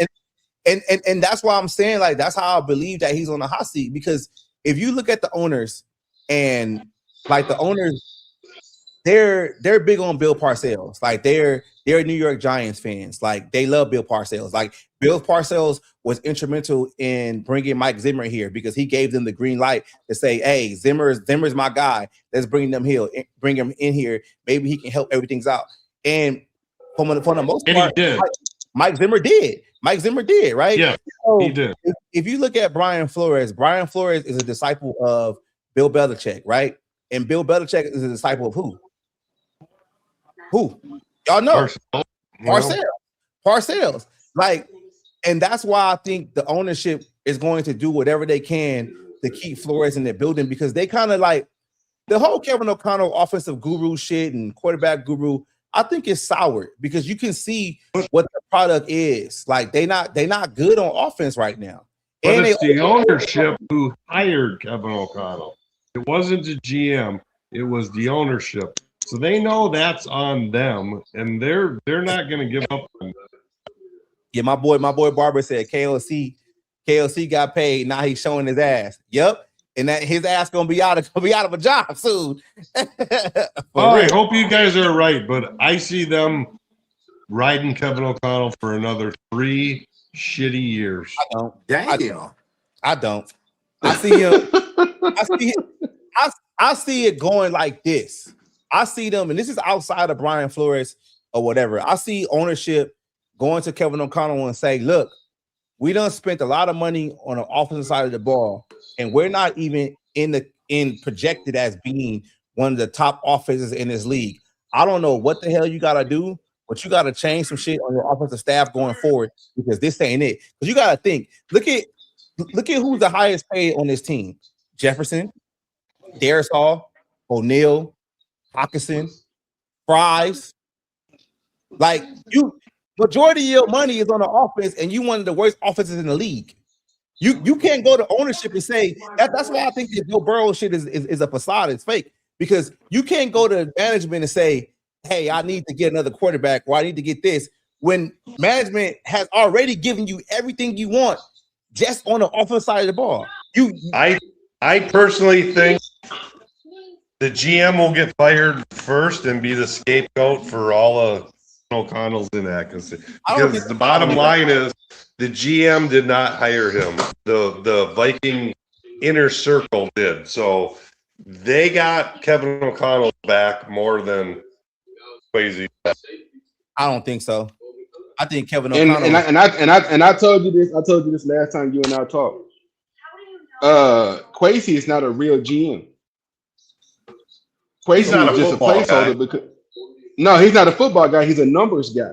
He's not a type of GM that's like say, hey, I want this person right here. This person right here will actually make this team better. He's a numbers guy. That's the reason why the Vikings brought him in because he's a numbers guy. He can help get them underneath their salary cap and get them where he was brought in to fix the salary cap situation, which he did. Yeah. Yes, which he did. So he might be expendable now. I don't think. Thank you for your services. I don't. We wish you well your future endeavors. I mean, why did Ryan Poles walk away from that job? Because Ryan Poles wanted to break the whole thing up, Exactly. He wanted all the power, and I want to do what I want to do. And you don't let me do that, I'm walking. See you. I don't see it that way. I think if it comes down to it, I don't see them firing Quasi and keeping Kevin O'Connell on. I see them making changes with both of them going into next season. I can see that happening to where they have to prove it, next year. I think most fans think they're linked together. I don't think the ownership looks that way. Together. I think Kevin O'Connell might show us that. I think. Okay, look. This is one thing that a lot of us don't talk about. I think Kevin O'Connell's been showing his ass a lot, just like what Barber said. And the one thing that Kevin O'Connell is probably going to do this offseason is he's going to try to separate himself from McCarthy because he doesn't think McCarthy can run his offense. But ownership has to be smart enough to look at that as bullshit, to say that now, but this is the guy that you wanted. He's kind of doing that already, right? Yeah, he's doing that already. That's why I'm saying this why I'm saying like it doesn't really make sense because it's like he can't go to ownership and get another quarterback. He can't. Yes, he can. How? Yes, he can. How? Explain to me how. Because because he can go if he can go to ownership and say, hey, I understand y'all like this kid. I understand y'all drafted this kid to be the franchise quarterback, but for whatever reason, he's not listening to what I'm telling him because I have 4 different quarterbacks be successful in this system. And it takes just one kid not want to listen. I need to get a different quarterback in here that will actually listen to what I gotta say. Me and you talked about this earlier. He's 22 years old. But we were all 22 at one point, and we never did listen to nobody when we were 22 years old. I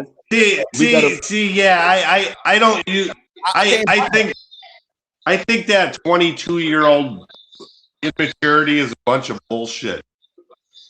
You know how many people in the military are 22 and fucking have really, really important jobs protect in this country. Yeah, and I agree. I agree. I think he was a spoiled fucking kid that was raised with a silver spoon in his hand, went to academies, had a quarterback coach at age 13. Who in the hell has a quarterback, a personal quarterback coach at age 13?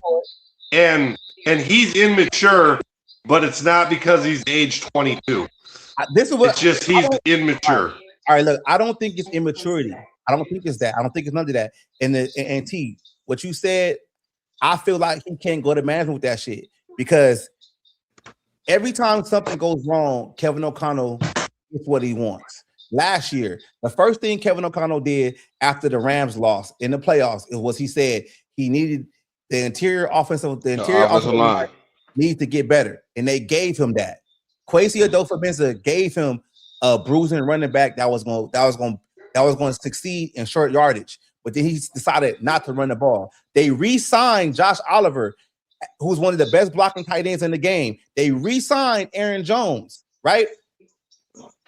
There comes a time where you can't keep going to management saying you want X, Y, and Z, and then on the field, you're not producing. But then you got Brian Flores on the other side of the ball to where he's not getting everything he needs. He's getting certain guys here, certain guys there, but he still has a scheme that's conducive to being successful. Now, you said, oh, he has 4 quarterbacks that was successful in to me, how I look at it, they might have had good yards. They might have made the playoff. But when you got to the playoff and you had to win against a playoff team, they lost. They lost. Right. So call me nuts or whatever, and I'm way off base. But what I would like to see him do is be calling up the Baltimore Ravens and saying, hey, what's it going to quarterback, Cooper Rush, who has a year of starting experience, Cowboys last year, and I think some pretty good young talent, and bring him in there and have an honest quarterback competition. JJ McCarthy. Cooper Rush. They could have had Cooper Rush this offseason. Yeah, but they were all in on McCarthy. Cooper Rush is not now. They went all in on McCarthy, and we all seen McCarthy play. When he's a healthy guy, he's a good quarterback when he's healthy. You see, but what I'm not getting is, right? Cooper Rush was available as a backup to all 32 teams, and it wasn't like he was signed on the first day of free agency. No. And things are changed. I just want to bring somebody in like that and have an honest quarterback and sit JJ McCarthy down and say your draft status, where you were picked. We don't care what the fans say. We're going to have a quarterback competition, and the best player is going to start. Period. So let me ask both of y'all this. So y'all putting it all on McCarthy and not O'Connell? No. No. They both. Me personally, I'm putting it on the offensive line. I'm putting on Beaver on the offensive line because the offensive line was shitty this year.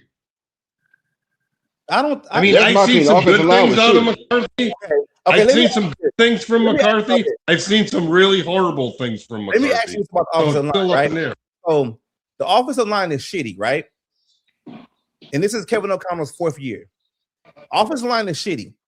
Offensive line has been shitty the whole tenure with Kevin O'Connell. It's been the same damn problems. So how can That's why I said draft trenches and eliminate the problem. It's not the players. It's the play structure. It's the coaching. It's the play. It's the play structure and it's the coaching. So you have to put that on Kevin O'Connell because he's in charge of that. There's no reason why you got Ed Ingram performing to highest expectations right now in Houston, and Garrett Bradbury is performing just as well and starting every game this season with the New England Patriots. But these are guys that a lot of y'all felt were no good on this team because we need to get better talent. It's not the talent, it's the play calling and the coaching. To me, it's the coaching. Whoever the offensive line these coaches, they need to go because the offensive line coach is not doing their job. What I'm saying is though, like we can't keep saying, the offensive line is bad. No, offensive line might be good, but we can never see it if Kevin O'Connell wouldn't change his shit, then the offensive line will actually be better at what we already have.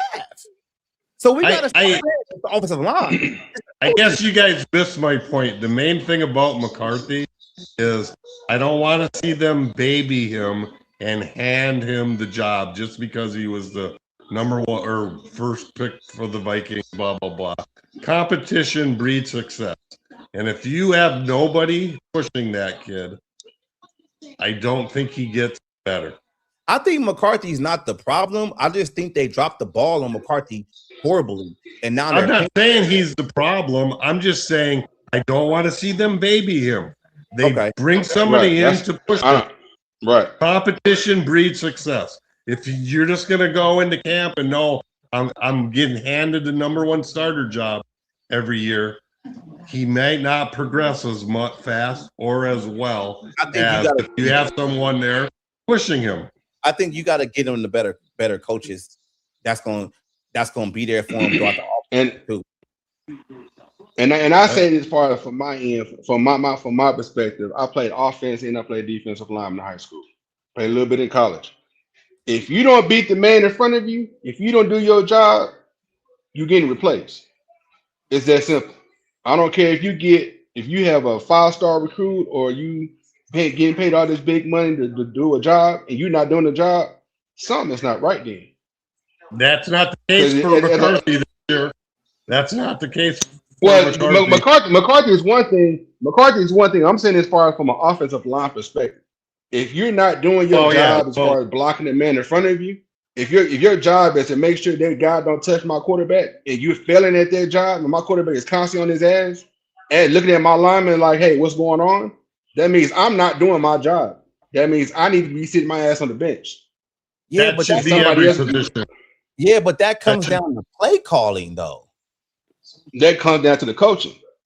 Yeah, because because the head coach is one thing. It's the offensive line coach actually put the players in those kind of positions.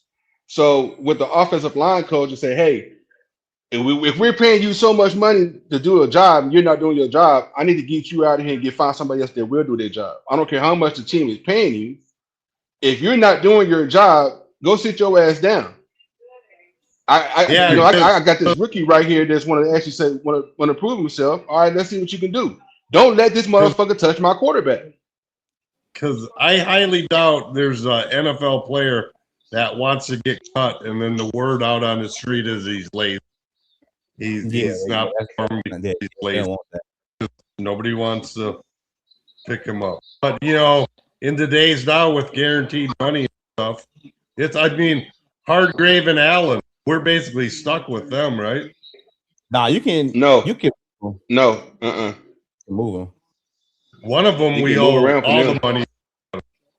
You can move them. Is it? I don't think nobody's going to take those big contracts. Well, if you cut them, if you cut them, they can eat. They can choose wherever they want to go. I heard one of the guys. I think Hargrave. I heard they cut him. They saved $6 million out of the $10 million, and the other guy is all guaranteed money. You don't save shit if you cut. Yeah, but they're basically stuck with them. Hold on, real quick, y'all. I'm trying to bring up something. Let me move my screen real quick. Go and say something, Zoe. You ain't been quiet all night. Well, I ain't got shit to say. I'm just listening to y'all vent. let me bring this up real quick. I'm just trying to find it because I want to show y'all what the problem is. I really do. So the problem, that's easy. Yeah, we know. Yeah. What do you think the problem is, though? Huh? I was gonna ask you, what do you think the problem is? You think the problem is the coaching? You think the problem is the GM? You think it's the problem with the players? Like, what do you think the problem is? The Vikings right now have a KOC problem. For real. KOC. Hey guys. Why do you? I gotta run, guys. But I hope everybody had. Hey guys, I gotta run, but I hope everybody had a wonderful Christmas with your family. You too, sir. All right, T-Bad. Talk to you later. So let me ask you this: why do you think KLC is a problem? The KLC been here for 4 years with one playoff title, no playoff wins. In 4 years, KLC ain't did nothing for the Minnesota Vikings. KLC sold the Vikings the dream and they bought it. He told the Vikings he can identify us a young quarterback and he can develop that young quarterback. As we clearly can see, KLC can't develop a motherfucking thing on offense. The play calling is horrible. The offense been trash since he been here for real. Yeah. And we go. I agree. I agree and I disagree. Because I agree with you when you say that he gave us these false dreams and say, yeah, I can turn this whole organization around. I mean, if you look at his record from a win-loss perspective, yeah. But I would say the few things that we've been missing over the last, let's say, 10 years is an established quarterback. You know, when we brought in Kirk Cousins, everybody was like, oh, you know, that year before he came, you know, we went to the NFC Championship game, 2017. That was the year Kevin O'Connell was there. First year he was there, we went to the NFC Championship game. No, we didn't. Next year? Nah. 2017? I just said KLC ain't win no playoff games. No, he ain't won no playoff games. We ain't go to Nah, you're right. It wasn't him. But the thing is that the fact that 2017 we went to the NFC Championship game, didn't go to the Super Bowl. We came back the next year. They said, "Oh, you guys are quarterback away." What we do? We go get Kirk Cousins. They're like, "Oh yeah, Kirk Cousins is going to be your quarterback. Y'all need quarterback." He ain't won one playoff game. KLC. Kirk got one playoff game. Kirk got one playoff win. No, he got two. Kirk got. That's what I'm saying. Well, he got maybe. No, he got two. Yeah, he got two playoff wins. He got two. I think. All right, look. I'm gonna bring this up for y'all real quick. Hold on. Let me pause this real quick. I want to show y'all this one. Y'all keep talking. I'm trying my hardest to bring this up. There we go. Now I got it. Let me see. Let me bring this up. I'm finna show y'all the problem with one play. Where the hell is this shit? Oh, share screen. There we go. Tripping. Should come up now. Boom. All right, look. This is the first play of the game against Detroit. Let me get that comment off so y'all can see. Y'all can see it, right? Mm-hmm. Right. First play of the game against Detroit. All right. Y'all watching? Yeah. Mm-hmm. See that shit? That's the kickoff. I don't know why it's dark like that. I can still see. Look at that shit. Where the routes at? Where are the routes? Let's rewind it back again. That's the problem. Look at that shit. Look, play action, motion. This guy ain't got no route. Everything else down the field. He can't get this guy because he double covered. That's the problem. And that was the first play of the game. Let's look at it again. Let's look at it one more time. Look. Where are you supposed to go with this ball? Where are you supposed to go? Look, you got a route right here. He's covered. A route right there, he's covered. Nothing on this side. No check down. Where the running back at? Where the tight end at? That's the problem. Tight end is covered. The running back is covered. Everything's covered. But look, this guy down the field. I think that's probably Jefferson. That's Jefferson. So let's keep it rolling. That was the first play of the game. That led to a sack. This is the second play of the game. They might show it again. Yeah, they're gonna show it again. Look, where are they going with the ball? That's dumbass play calling. All right. So like I told you before, I do believe Kevin O'Connell during the offseason need to work on his play calling because it's been watered down. So they brought Oliver in motion, right? Now they're gonna run the ball, get nowhere, get stuffed, right? Get stuffed at that point, right? Boom. So now all 22 are gonna show it again. They're gonna show it again, right? They're gonna show it one more time, right? So you got Oliver went in motion to give you more on the other side. Boom. But look, nowhere. So now we're gonna have a third down play. You have a third down play right now. Look. So now you got multiple receivers in there. Look at that shit. Motion again. Motion Oliver back over there. Now you're gonna motion. Look. Now you motion. Look. Where you going with the ball? You got a wide open man right there on underneath though. Yeah, he had no time. Because the offensive line sucked. But that's the play calling, though. That's play calling. And I agree. But the thing is that you, as a quarterback, as an offensive line, you're told to protect your quarterback at least from 3 to 5 to 6 seconds. Where is he supposed to go? Right there. Who's right there by the 30-yard line at the That's Oliver, who right? was that? That's Oliver. Was that Oliver or was that That's Oliver. But what I'm saying is though, look at all the extra shit. Look at all the extra shit. See, right there. Look right there between the 20 and the 30. He was wide open. But T, what I'm telling you though, peep that. They're taught to look down the field. The quarterback looking down the field. After the motion, boom, sack. But that's why I said you get a veteran quarterback. That's what you see. You get a veteran quarterback that knows what he's doing. Chance though? Why should he get another chance with another quarterback? What is a veteran quarterback going to do? You see the open man right there calling out? Look. Boom. Right there. He can't go. He can't throw it. He can't throw it. Again, what goes back to my point the first time. If your offensive line is sucking, your job as an offensive line, is to hold your defender up from 3 to 5 to 6 seconds. We're gonna look at it one more time. I don't know why that shit keep going dark, but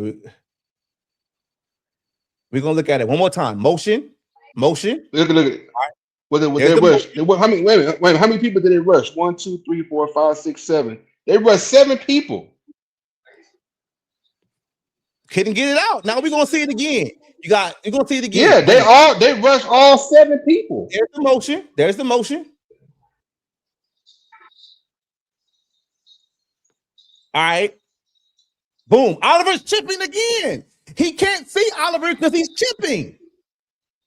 That's the point I'm trying to make. It's all that extra shit. So how can he see the tight end when the tight end had to chip? Look, back it up one more time so y'all can see it. So you're going to see the tight end. The tight end is going to motion back. All right. Hopefully boom. Watch it again. That's the second down, right? I want you to look at the tight end. That's the run play. Look at the third down play. Look, so you got multiple receivers down at the bottom. Oliver is the one that's going to motion inside.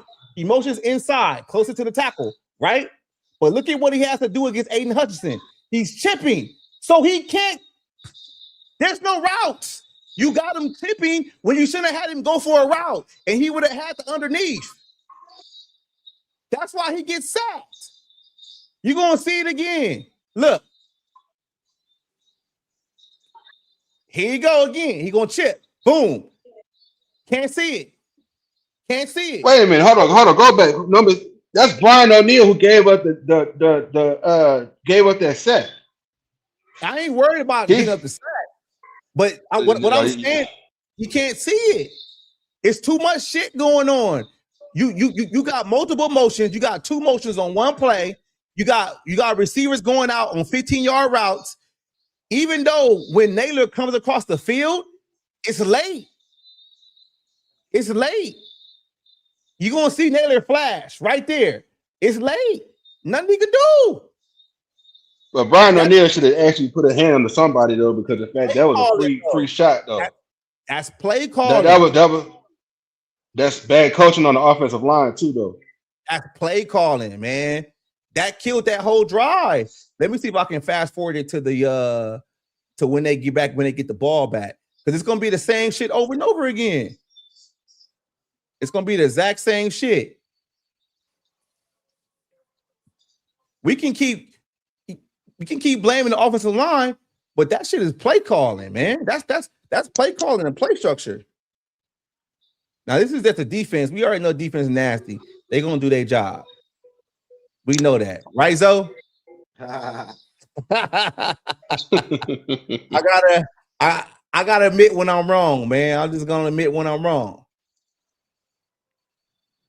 And for a fact, like you said, it was third down. Anybody know that plays, if you play in man high school or college ball, when it's third down, you're gonna bring the house. You bringing it. You bringing it. Defense. Let me see when they punt. But again, as a job as an offensive lineman, where you outside the tackle, center, whatever, your job is to make sure your quarterback stay upright. Let me try to bring them. And if they're not keeping them upright, that means they're not doing their job. Okay, we got the punt right here. We're just gonna let it play through. We're gonna let it play through. They got the punt. Vikings gonna get the ball. I don't know why they replay the punt back to back. That I don't get that. All right, so that's the punt. Let's see what they do on the first play of the game. On the second play, because I think this drive ended in the sack in sack too. I think they're gonna run a ball right here. Aaron Jones get like 2. All right, cool. It's gonna show you a different angle. Yeah, Barber, you right. It's the play calling, man. It's the play calling. It's the play calling, play structure. It's just dumb. All right, so this is second down. What they do on second down? Motion, play action. Where you looking for it? Where you going? Where you going? Where you going? Nothing. Yeah, but that's on Max though. Max was holding on to the ball so long. You tell me where he was gonna go with that ball. Look at the routes down the field. Look at the routes. If you're a good quarterback and you see nothing's covered, throw the ball out of bounds. You live and fight another day. Look at the routes. You can't throw it. You can't throw it right. I can't even do the pointer. You can't throw it by a 30 lightning arm because hey, he's covered. The other guy behind somebody was open right. Look at the 30-yard lines. He's wide open. Which one? It's 2 guys over there. That's what I'm saying. So he could have thrown to either one of them, but he's holding on to the ball too long. No, he's not. He can't throw it to who is it on the 30? Because there's nobody close to him to catch that ball. So who was that right there? That's an interception because there's a guy in between 2 players. There's a guy in between. So if he throws that ball where Brosmer is at, throwing that ball would get picked because the other guy's gonna jump that route. You can't throw it. Who was right there on the 30 right there though? Let me see who's that right there on the 30. Let me back it up one more time.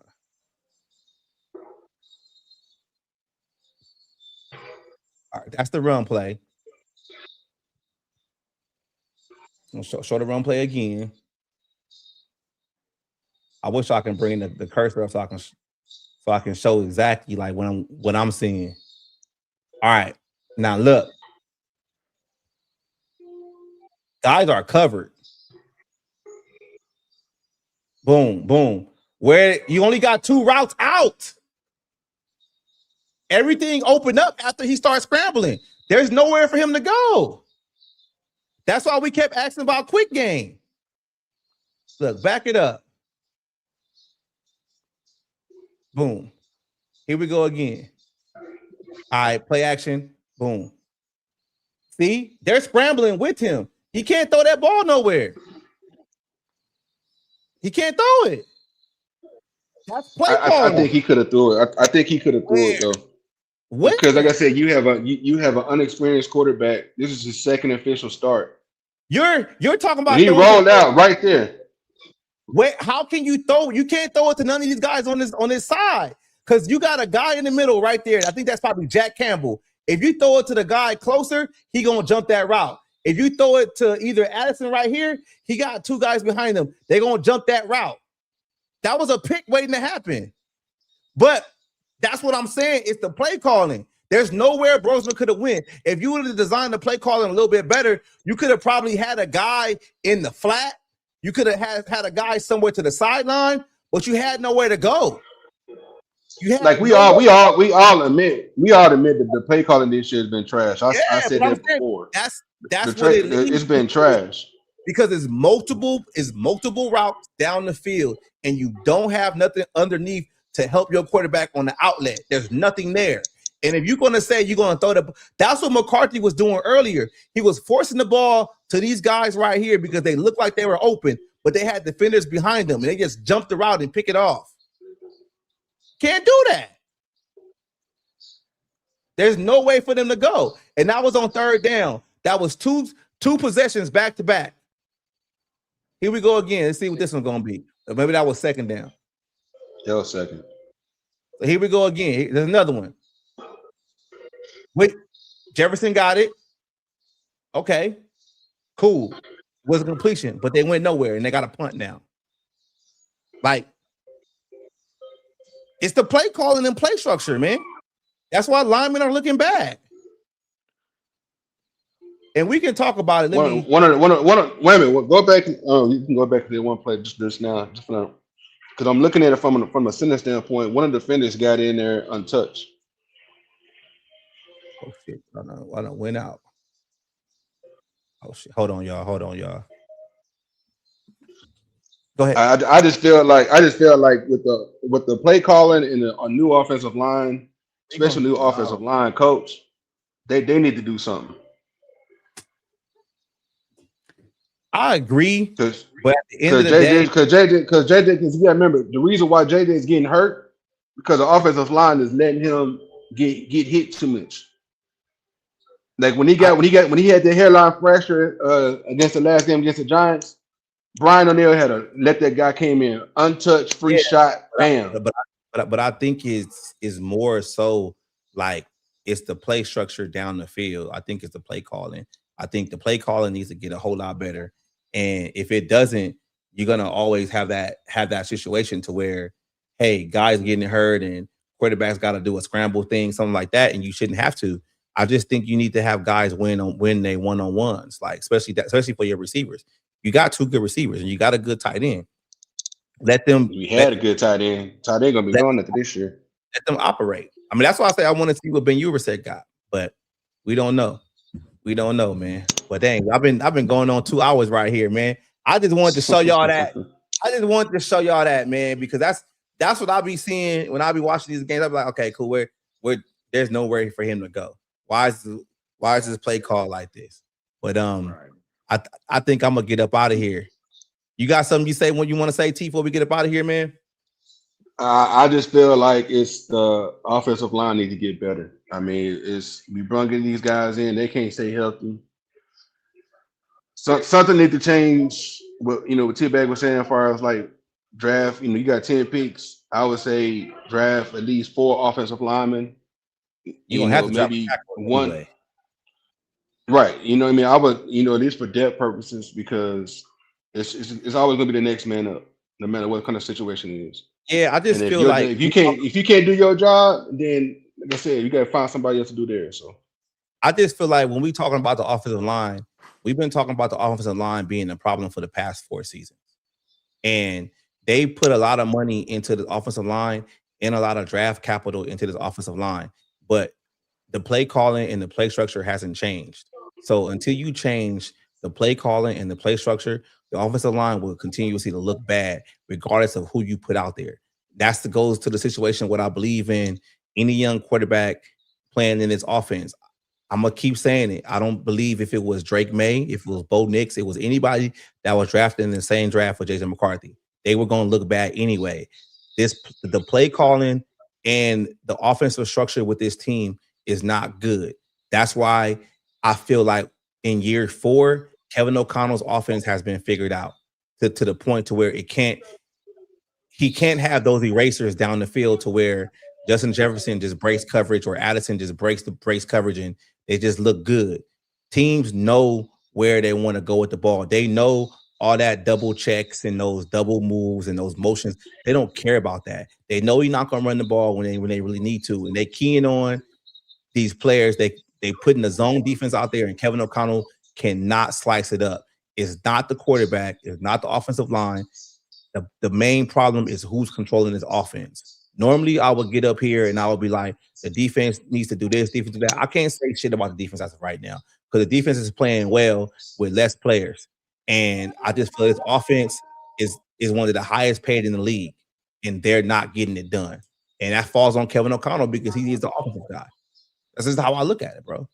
This is how I look at it. I agree. I mean, like I said, I agree with what you're saying, but like I said, from my perspective, if the offensive line can't do their job, your quarterback is going to be scrambling, going to be on his back the whole time. Yeah, I get that. I don't think bringing in a Joe Burrow was going to fix that. Hell no. It's going to be the same shit. It's going okay. So hypothetically speaking, let's say this. Let's say Brian Flores does leave, right? Let's say Brian Flores leaves and goes somewhere else, wherever he goes. Let's say Flores is gone. You trade multiple draft picks, 2 firsts, couple of seconds, whatever you got to get for Joe Burrow, and you trade JJ McCarthy, and you trade, let's say, Jonathan Grenard or Van Ginkel, whatever you got to trade. You do whatever you got to do to get Joe Burrow. Brian Flores is gone. Isn't that the same shit he's dealing with right now? Because you don't know what this defense is going to look like without Brian Flores, so the defense might get worse. You already saying the offensive line isn't good. That's the same shit that Joe Burrow was dealing with right now in Cincinnati. A bad offensive line, 2 good receivers, an okay running game, and a bad defense. What's different? I'm asking, what's different? Because if we talk about next season, we don't know if Flores is going to be here. Now, if Flores is here, that defense might be a top 10 defense, maybe, but you don't even know that because you might have to trade guys just to acquire Burrow on this team. And you already know how Kevin O'Connell worked. He's willing to take from the defense before he take from his offense. He's not going to trade Darisaw to get Burrow. He ain't going to trade Addison to get Burrow.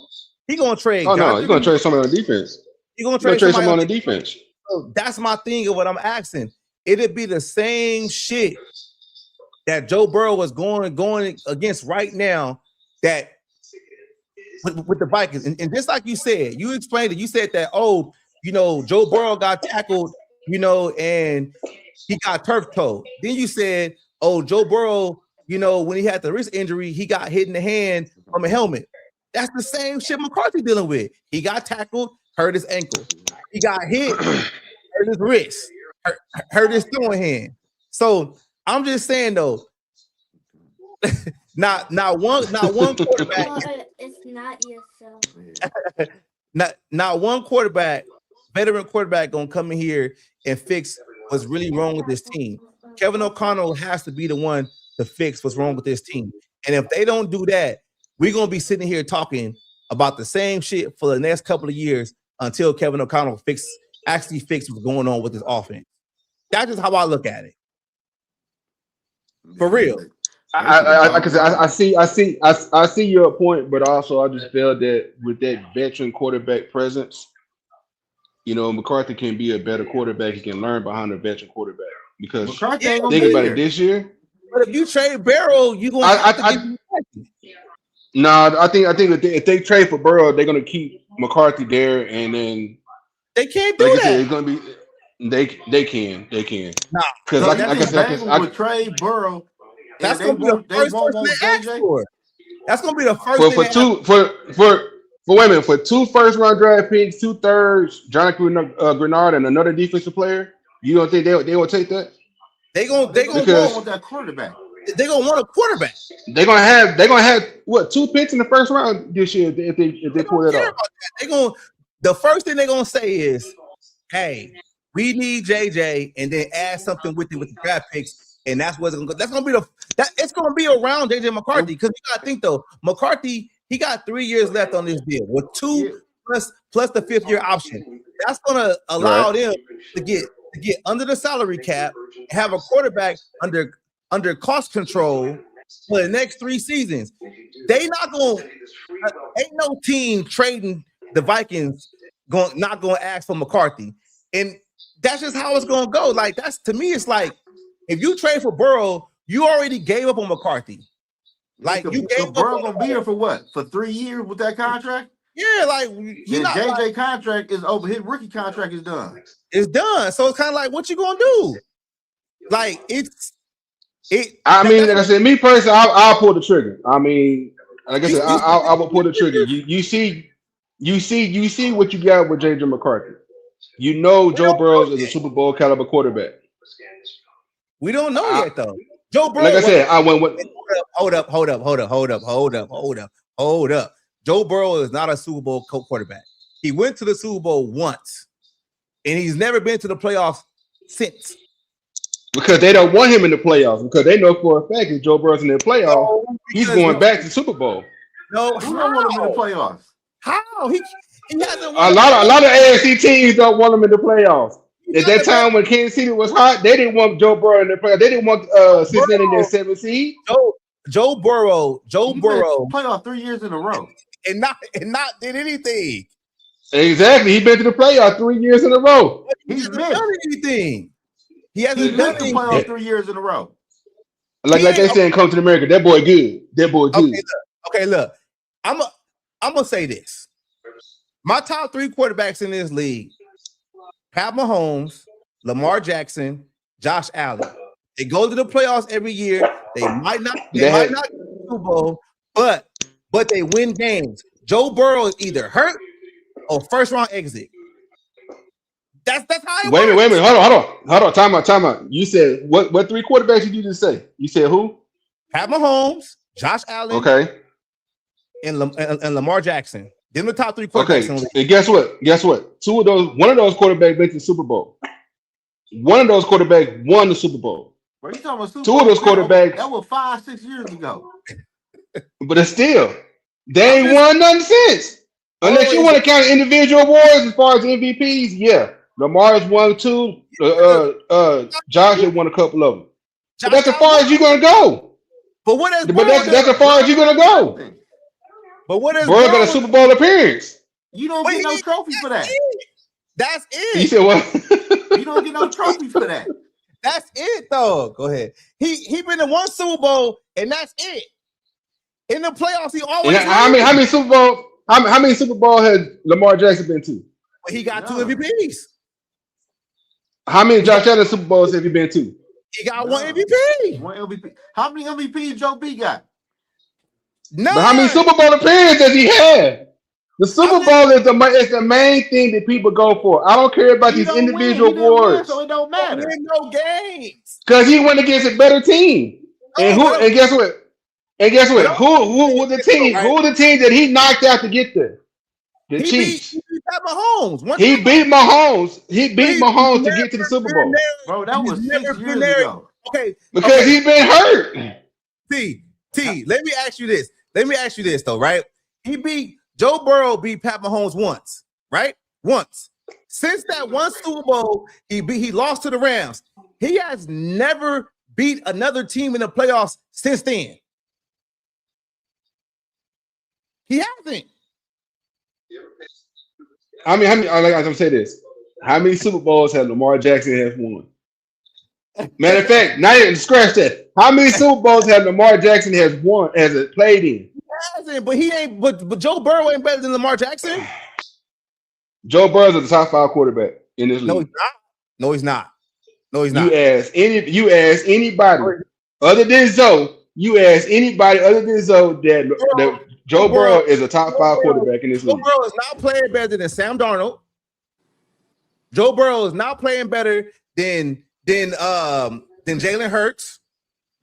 Joe Burrow I don't know about that one. Joe Burrow has overrated. Okay, so you don't. Joe Burrow is not, to your logic, Joe Burrow is not better than Jalen Hurts when Jalen Hurts has 2 Super Bowl appearances and he actually beat Pat Mahomes in the Super Bowl and he has a Super Bowl MVP. So that's your logic. You said Joe Burrow is better than Josh Allen and Lamar Jackson because he won the Super Bowl, but then he's not better than Jalen Hurts when he has a Super Bowl win and a Super Bowl MVP? I'm gonna say this as far as from a talent standpoint, because you gotta remember it's a team game. It's 11-on-11 team game. But the quarterback makes the decision though. The quarterback makes it's a huge part of it. But that was your logic. Your logic said Joe Burrow is a better quarterback than Lamar Jackson and Josh Allen because he went to the Super Bowl.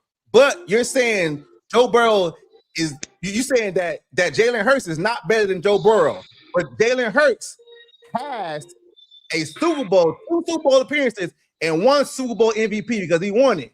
How is he not better than Joe Burrow then? Okay, so let me ask you this question. Let me ask both of y'all this question.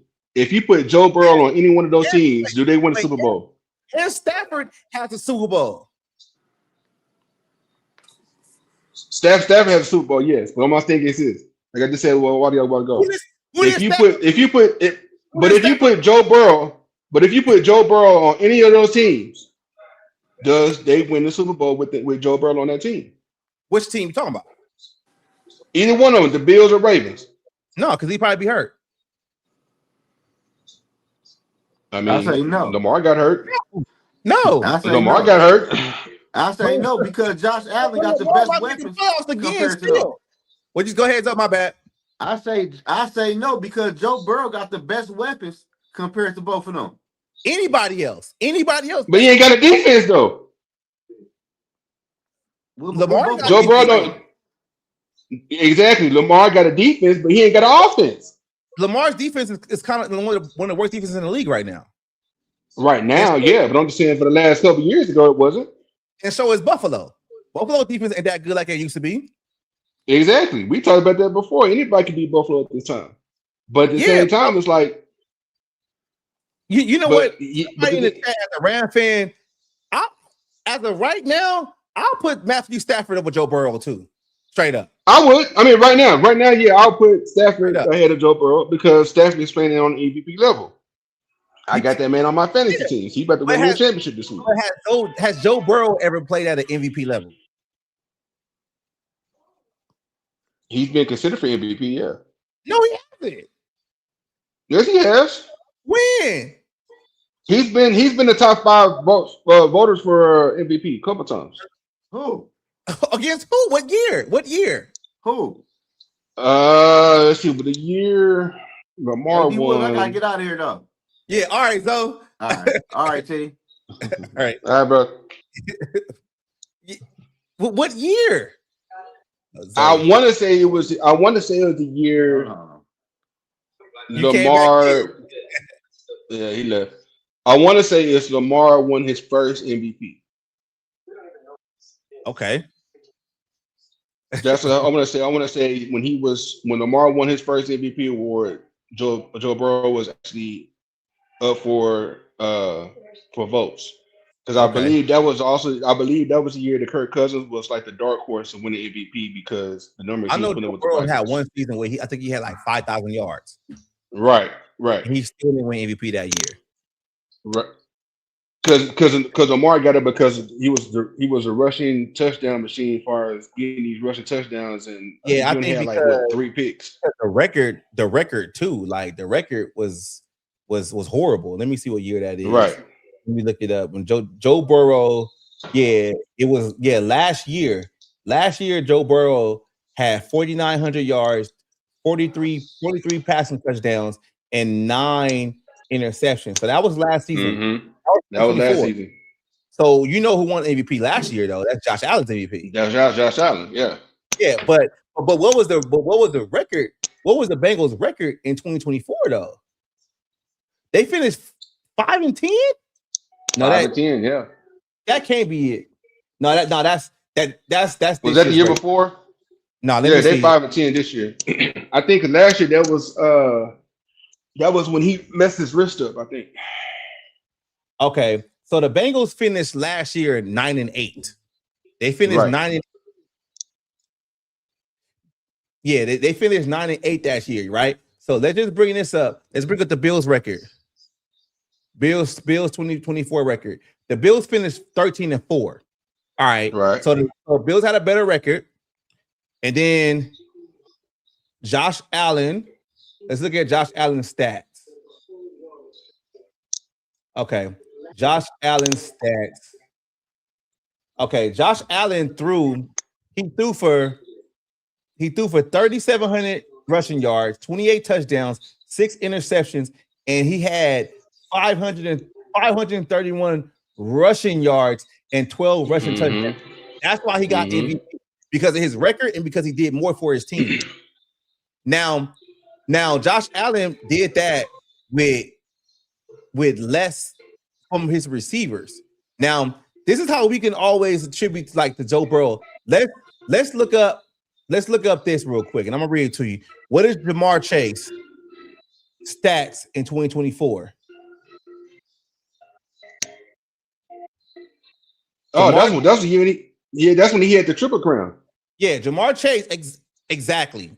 My point exactly. Jamar Chase had 127 receptions, 1,700 yards, and 17 touchdowns. Yeah. Josh Allen didn't even have a 1,000-yard receiver last year. Because you can't rename a receiver on that team from last year other than Stephon Diggs. So what I'm saying is, he didn't have Stephon Diggs last year. Diggs was playing. I know. Houston. He was playing with Houston. So what I'm saying is this, though, right?